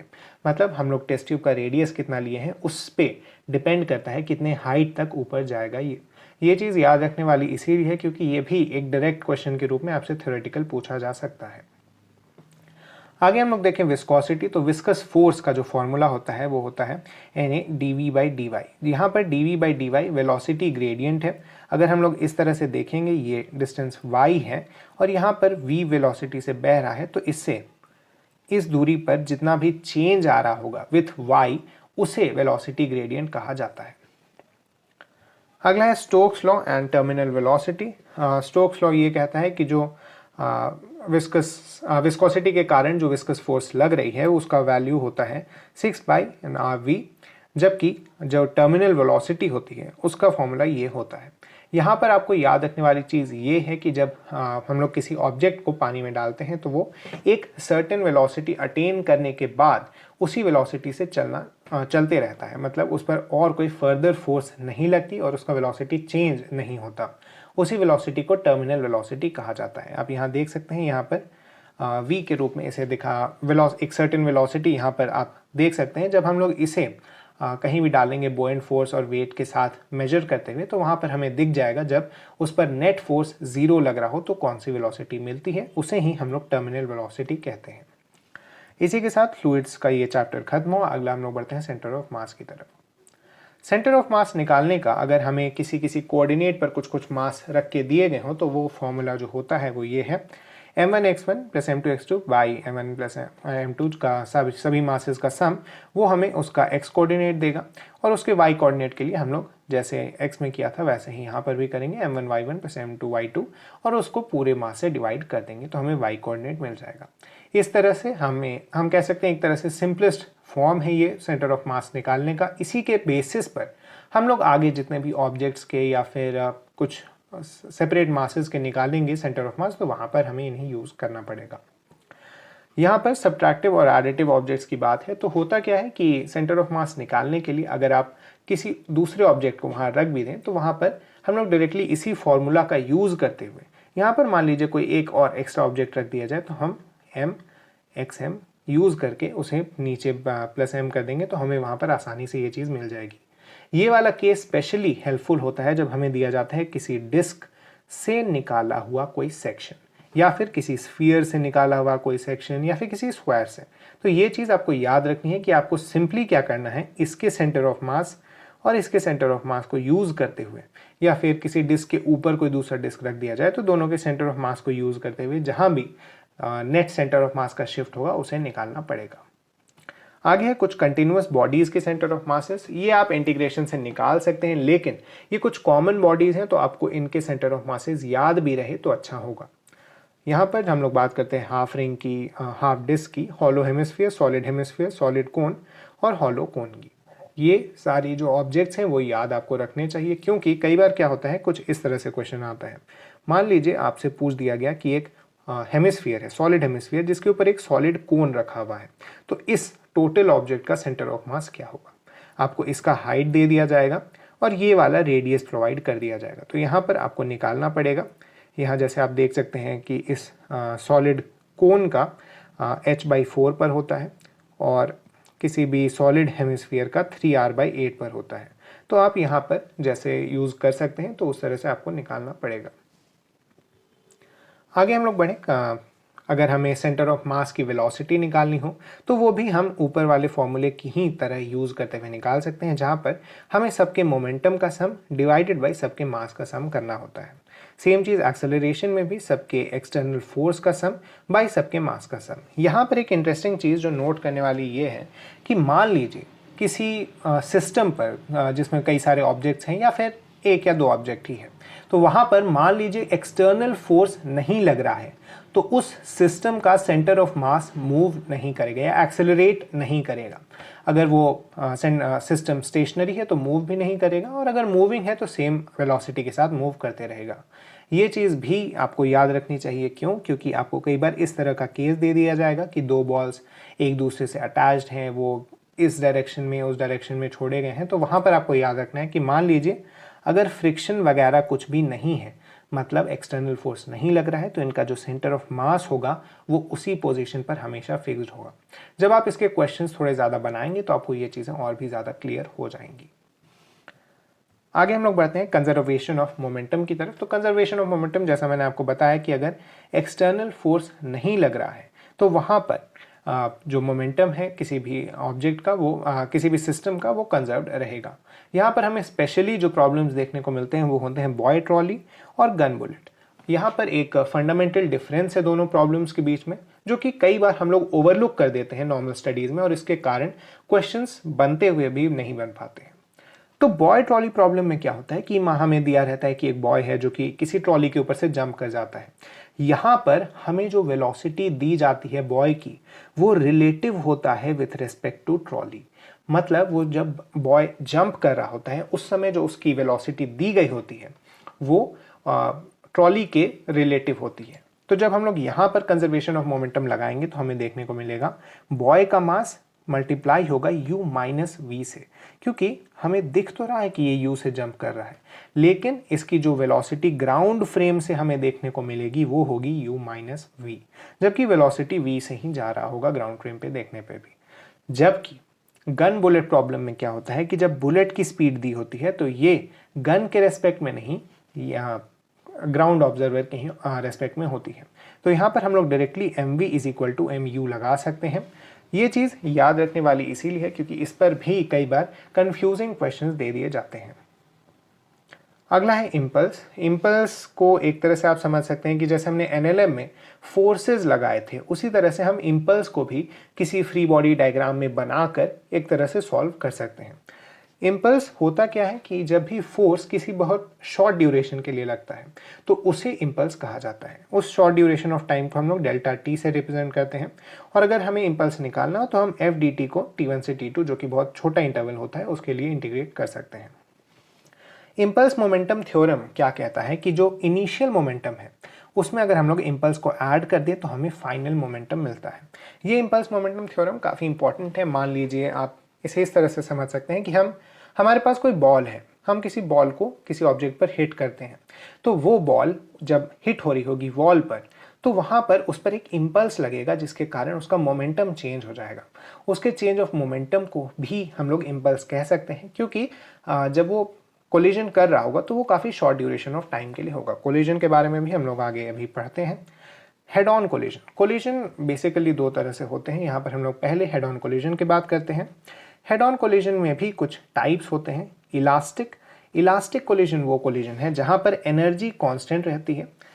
पार्शियली इलास्टिक वो है जहाँ पर कुछ एनर्जी का लॉस हो जाता है। मतलब जब भी होता क्या है कि कोलिजन के पहले मान लीजिए दो ऑब्जेक्ट्स इस तरह से थे, कोलिजन के टाइम इनके शेप में थोड़ा सा चेंज आ जाता है जब ये लोग एक दूसरे से कोलाइड कर रहे होंगे, और फिर ये लोग अपने शेप को रीगेन कर लेते हैं। होता क्या है कि जब ये कोलिजन हो रहा होता है तो इनके शेप के कंप्रेशन के कारण थोड़ी पोटेंशियल एनर्जी बिल्ड हो जाती है। अगर ये पोटेंशियल एनर्जी वापस काइनेटिक एनर्जी में कन्वर्ट हो गई तो वहाँ पर कोलिजन को इलास्टिक माना जाता है। लेकिन उस कोलिजन के टाइम कुछ पोटेंशियल एनर्जी अगर निकल गई, मान लीजिए हीट के कारण या साउंड के कारण, तो वहाँ पर पोटेंशियल एनर्जी का लॉस होता है और उसे पार्शियली इनइलास्टिक कहा जाता है। वहीं पर अगर पूरी तरह से इनइलास्टिक कोलिजन हुआ तो वहाँ पर जो एनर्जी का लॉस होता है वो मैक्सिमम होता है और वहाँ पर सारी पोटेंशियल एनर्जी लॉस हो जाती है। जनरली क्या देखा जाता है कि जब दो ऑब्जेक्ट्स कंप्लीटली इनइलास्टिक कोलिजन कर रहे होते हैं तो बाद में वो दोनों एक दूसरे से स्टिक कर जाते हैं, जिसके कारण पोटेंशियल एनर्जी वापस काइनेटिक एनर्जी में कन्वर्ट नहीं हो पाती है। आगे है कोएफिशिएंट ऑफ रेस्टिट्यूशन। तो कोएफिशिएंट ऑफ रेस्टिट्यूशन भी हमें कोलिजन के बारे में समझने में हेल्प करता है। ये एक रेशियो है जो कि डिफाइन किया जाता है velocity of separation by velocity of approach से। इसे ई से रिप्रेजेंट किया जाता है और होता क्या है कि इलास्टिक कोलिजन के लिए E1 होता है, पार्शियली इलास्टिक के लिए E1 से थोड़ा छोटा होता है और इनइलास्टिक के लिए E0 होता है। क्यों? क्योंकि वेलोसिटी ऑफ सेपरेशन यहाँ पर इनइलास्टिक में सेपरेशन होता ही नहीं, तो वेलोसिटी ऑफ सेपरेशन 0 होगी ही। आगे हम लोग बढ़ते हैं 2D कोलिजन की तरफ। तो शुरू में हमने देखा हेड ऑन कोलिजन जहाँ पर दो बॉल्स इस तरह से टकराती हैं, जबकि 2D कोलिजन में क्या होता है कि किसी एंगल पर कोलिजन होता है। यहाँ पर हमें कुछ और चीज़ें भी ध्यान में रखनी होती हैं, जैसे हमें मेनली जो इसे क्वेश्चंस को सॉल्व करना होता है उनमें लगाना होता है conservation of momentum, energy conservation अगर इलास्टिक कोलिजन है तो। इलास्टिक कोलिजन नहीं है तो वहाँ पर हमें ई दिया हुआ रहेगा, हमें ई का यूज़ करते हुए उसे लगाना होता है। इसके साथ ही मोमेंटम हमें कोशिश करना है वर्टिकल हॉरिजॉन्टल सभी डायरेक्शंस चेक कर लेना चाहिए। जैसे मान लीजिए ये दो बॉल्स कोलाइड की और ये अब अपने अपने रास्ते जा रही हैं, तो यहाँ पर हम लोग देखेंगे कि इनिशियली अगर कोई वर्टिकल मूवमेंट नहीं था तो इसका जो वर्टिकल स्पीड होगा या वर्टिकल मोमेंटम होगा वो ऊपर वाले को कैंसिल कर देना चाहिए। ये सारी चीज़ें आपने पिछले चैप्टर्स में पढ़ी हुई हैं, ऐसा मैं अज्यूम करता हूँ, तो उसे इस चैप्टर में अप्लाई करना होता है। आपको स्पेशली ध्यान क्या देना है कि आप जब क्वेश्चंस सॉल्व कर रहे होंगे तो आप एक फॉर्मूला शीट टाइप का साथ में लेकर बैठें और पहले भी आपको जितनी चीज़ें पढ़ाई गई हैं उन सबको एक बार ध्यान में रख लें। आगे हम लोग बढ़ते हैं फ्लोर कोलिजन। फ्लोर कोलिजन में क्या होता है, मान लीजिए अगर हमने स्ट्रेट किसी बॉल को ड्रॉप किया तो वहाँ पर तो कोई सवाल ही नहीं है, लेकिन अगर किसी एंगल पर एक बॉल ड्रॉप हो रही है, मान लीजिए यू स्पीड से, और वो थीटा एंगल पर वर्टिकल के साथ बनाती है, तो यहाँ पर ये जब रिटर्न करेगी तब उसका जो स्पीड होगा उसे हम लोग v कह लें अगर, तो यहाँ पर जो मैंने केस दिखाया है वहाँ इलास्टिक कोलिजन हो रहा है, मतलब कोई भी एनर्जी लॉस नहीं हो रहा है। तो यहाँ पर हम लोग देख सकते हैं कि जब रिटर्न करते वक्त इसकी जो हॉरिजॉन्टल स्पीड होगी फ्रिक्शन के एब्सेंस में वो हमेशा इक्वल होगी उसके आने वाले रिटर्न स्पीड के मुकाबले, जबकि जो वर्टिकल स्पीड होगी वो इन्फ्लुएंस करेगी ई के साथ साथ। यहीं पर कभी कभी क्या होता है कि आपको दे दिया जाएगा कि फ्रिक्शन के कारण एक इम्पल्स लग जा रहा है। फ्रिक्शन के कारण जब जब इम्पल्स लगेगा तो इसकी u साइन थीटा वाली वेलोसिटी v साइन अल्फा के बराबर नहीं होगी। आपको मैंने बताया है कि अगर ऐसा कोई इम्पल्स लग रहा हो तो आपको क्या करना है, मान लीजिए इस बॉल का मास m है, m u साइन थीटा जो उसका इनिशियल मोमेंटम था, प्लस j जो भी उसका इम्पल्स लगा होगा फ्रिक्शन का, जनरली नेगेटिव ही होगा, is equal to m into V sine alpha. ये चीज़ आपको ध्यान में रखनी है और आपको उसके हिसाब से ही क्वेश्चंस को सॉल्व करना है, स्पेशली जब ऐसी छोटी छोटी डिटेल्स दी हुई हो तो। आगे हम लोग बढ़ते हैं रोटेशन की तरफ। तो रोटेशन में एक जो चीज़ जानने वाली है वो है moment of inertia. Moment of inertia को हम लोग एक तरह से मास का इक्विवेलेंट कह सकते हैं। जैसे ट्रांसलेटरी मोशन में मास होता है, वैसे ही रोटेशनल मोशन में मोमेंट ऑफ इनर्शिया होता है। मोमेंट ऑफ इनर्शिया कैलकुलेट कैसे करते हैं, तो इसे हम लोग dm इंटू आर स्क्वायर के इंटीग्रेशन से कैलकुलेट कर सकते हैं। मतलब मास और उसके लोकेशन पोजीशन जहाँ पर रखा हुआ है उसके डिस्टेंस का स्क्वायर को हम लोग जब इंटीग्रेट करेंगे हर छोटे छोटे मास के लिए, तो हमें उस कंप्लीट बॉडी का या कंप्लीट सिस्टम का मोमेंट ऑफ इनर्शिया मिल जाएगा। यहाँ पर भी कुछ कंटिन्यूअस ऑब्जेक्ट्स होते हैं जिनका मोमेंट ऑफ इनर्शिया हमें याद रखना चाहिए, वरना हम लोग कभी भी इंटीग्रेशन से इन्हें निकाल सकते हैं। सबसे पहला है रिंग। तो रिंग में m r square, disc, hollow sphere, hollow cone और सॉलिड कोन। आप इसे भी याद रख ले, आप एक स्क्रीनशॉट ले सकते हैं इसका और इसे भी कोशिश करें कि आपको याद रहने का हो। आगे हम लोग देखते हैं एक्सिस थ्योरम। तो कई बार क्या होता है, आपको मोमेंट ऑफ इनर्शिया के क्वेश्चंस को थोड़ा ट्विस्ट करके दे दिया जाता है। उस सिचुएशन से निकलने के लिए आप इंटीग्रेशन लगा सकते हैं, लेकिन इंटीग्रेशन लगाने में कई बार बहुत ज़्यादा समय भी चला जाता है। तो वहाँ उससे बचने के लिए हमारे पास कुछ थ्योरम्स हैं, जैसे परपेंडिकुलर एक्सिस थ्योरम। तो ये क्या कहता है कि मान लीजिए हमें z एक्सिस के अलोंग पता है मोमेंट ऑफ इनर्शिया, या फिर हमें y एक्सिस के अलोंग पता है और x एक्सिस के अलोंग पता है, तो हम दो एक्सिस के मोमेंट ऑफ इनर्शिया को जब सम करते हैं तो उस ऑब्जेक्ट के बीच से जो जा रहा थर्ड एक्सिस होता है उसके अलोंग निकल जाता है मोमेंट ऑफ इनर्शिया। ये चीज़ें स्पेशली लागू होती हैं प्लेन सरफेस के लिए। मतलब मान लीजिए आपके पास एक स्क्वायर प्लेन है, तो यहाँ पर आपको अगर ये पता है कि इसके प्लेन से पास हो रहे एक्सिस के अलोंग कितना है, तो आप इसके प्लेन के अलोंग पास हो रहे एक्सिस के रेस्पेक्ट में भी मोमेंट ऑफ इनर्शिया निकाल सकते हैं। अगला है पैरेलल एक्सिस थ्योरम। तो पैरेलल एक्सिस थ्योरम क्या कहता है कि किसी भी पॉइंट के अलोंग मोमेंट ऑफ इनर्शिया वो होता है जो सेंटर ऑफ मास के अलोंग मोमेंट ऑफ इनर्शिया है plus m into D square. D यहाँ पर उस एक्सिस का डिस्टेंस सेंटर ऑफ मास से होता है। जैसे मान लीजिए हम लोग स्क्वायर वाले एग्जांपल फिर से लेते हैं, तो इसके सेंटर ऑफ मास से जो मोमेंट ऑफ इनर्शिया है वो है I1, और हमें निकालना है कि इसके मान लीजिए किसी वर्टेक्स से कितना होगा मोमेंट ऑफ इनर्शिया। तो हमें पता है ये वाला डिस्टेंस होता है a/√2, और अगर हम इसे I2 कहें तो I2 यहाँ पर हो जाएगा I1 प्लस m जो कि उस स्क्वायर का मास है इंटू a²/2 इसका स्क्वायर। तो ये चीज़ें भी आपको याद रखने की ज़रूरत है, क्योंकि ये वाला जो दोनों एक्सिस थ्योरम है वो कई बार काम में आ जाता है आपके बहुत सारे क्वेश्चंस बनाने में आसानी से। आगे हम लोग बढ़ें कि मोमेंट ऑफ इनर्शिया भी एडेड या सब्ट्रैक्टेड हो सकता है किसी एक्सिस ऑफ रोटेशन के अलोंग। जैसा हमने देखा था सेंटर ऑफ मास के लिए, सिमिलर क्वेश्चंस यहाँ पर भी आपसे डिस्क के ऊपर दूसरा डिस्क रखकर या डिस्क से एक छोटा डिस्क निकालकर, स्फीयर के पार्ट से एक छोटा स्फीयर निकालकर, ऐसे बहुत सारे क्वेश्चंस आपको ट्विस्ट करके दिए जाते हैं, तो आपको उसके लिए भी तैयार रहना है। आगे हम लोग देखें लॉज ऑफ मोशन। सिमिलर होता है जैसा मैंने आपको बताया मोमेंट ऑफ इनर्शिया मास के, वैसे ही यहाँ पर फोर्स सिमिलर होता है टॉर्क के, और linear momentum angular momentum similar होता है लीनियर मोमेंटम के। तो यहाँ पर आप देख सकते हैं torque is equal to moment of inertia into angular acceleration. यहाँ पर हम लोग देख सकते हैं F is equal to ma जैसा ही फॉर्मूला यहाँ देखने को मिलता है।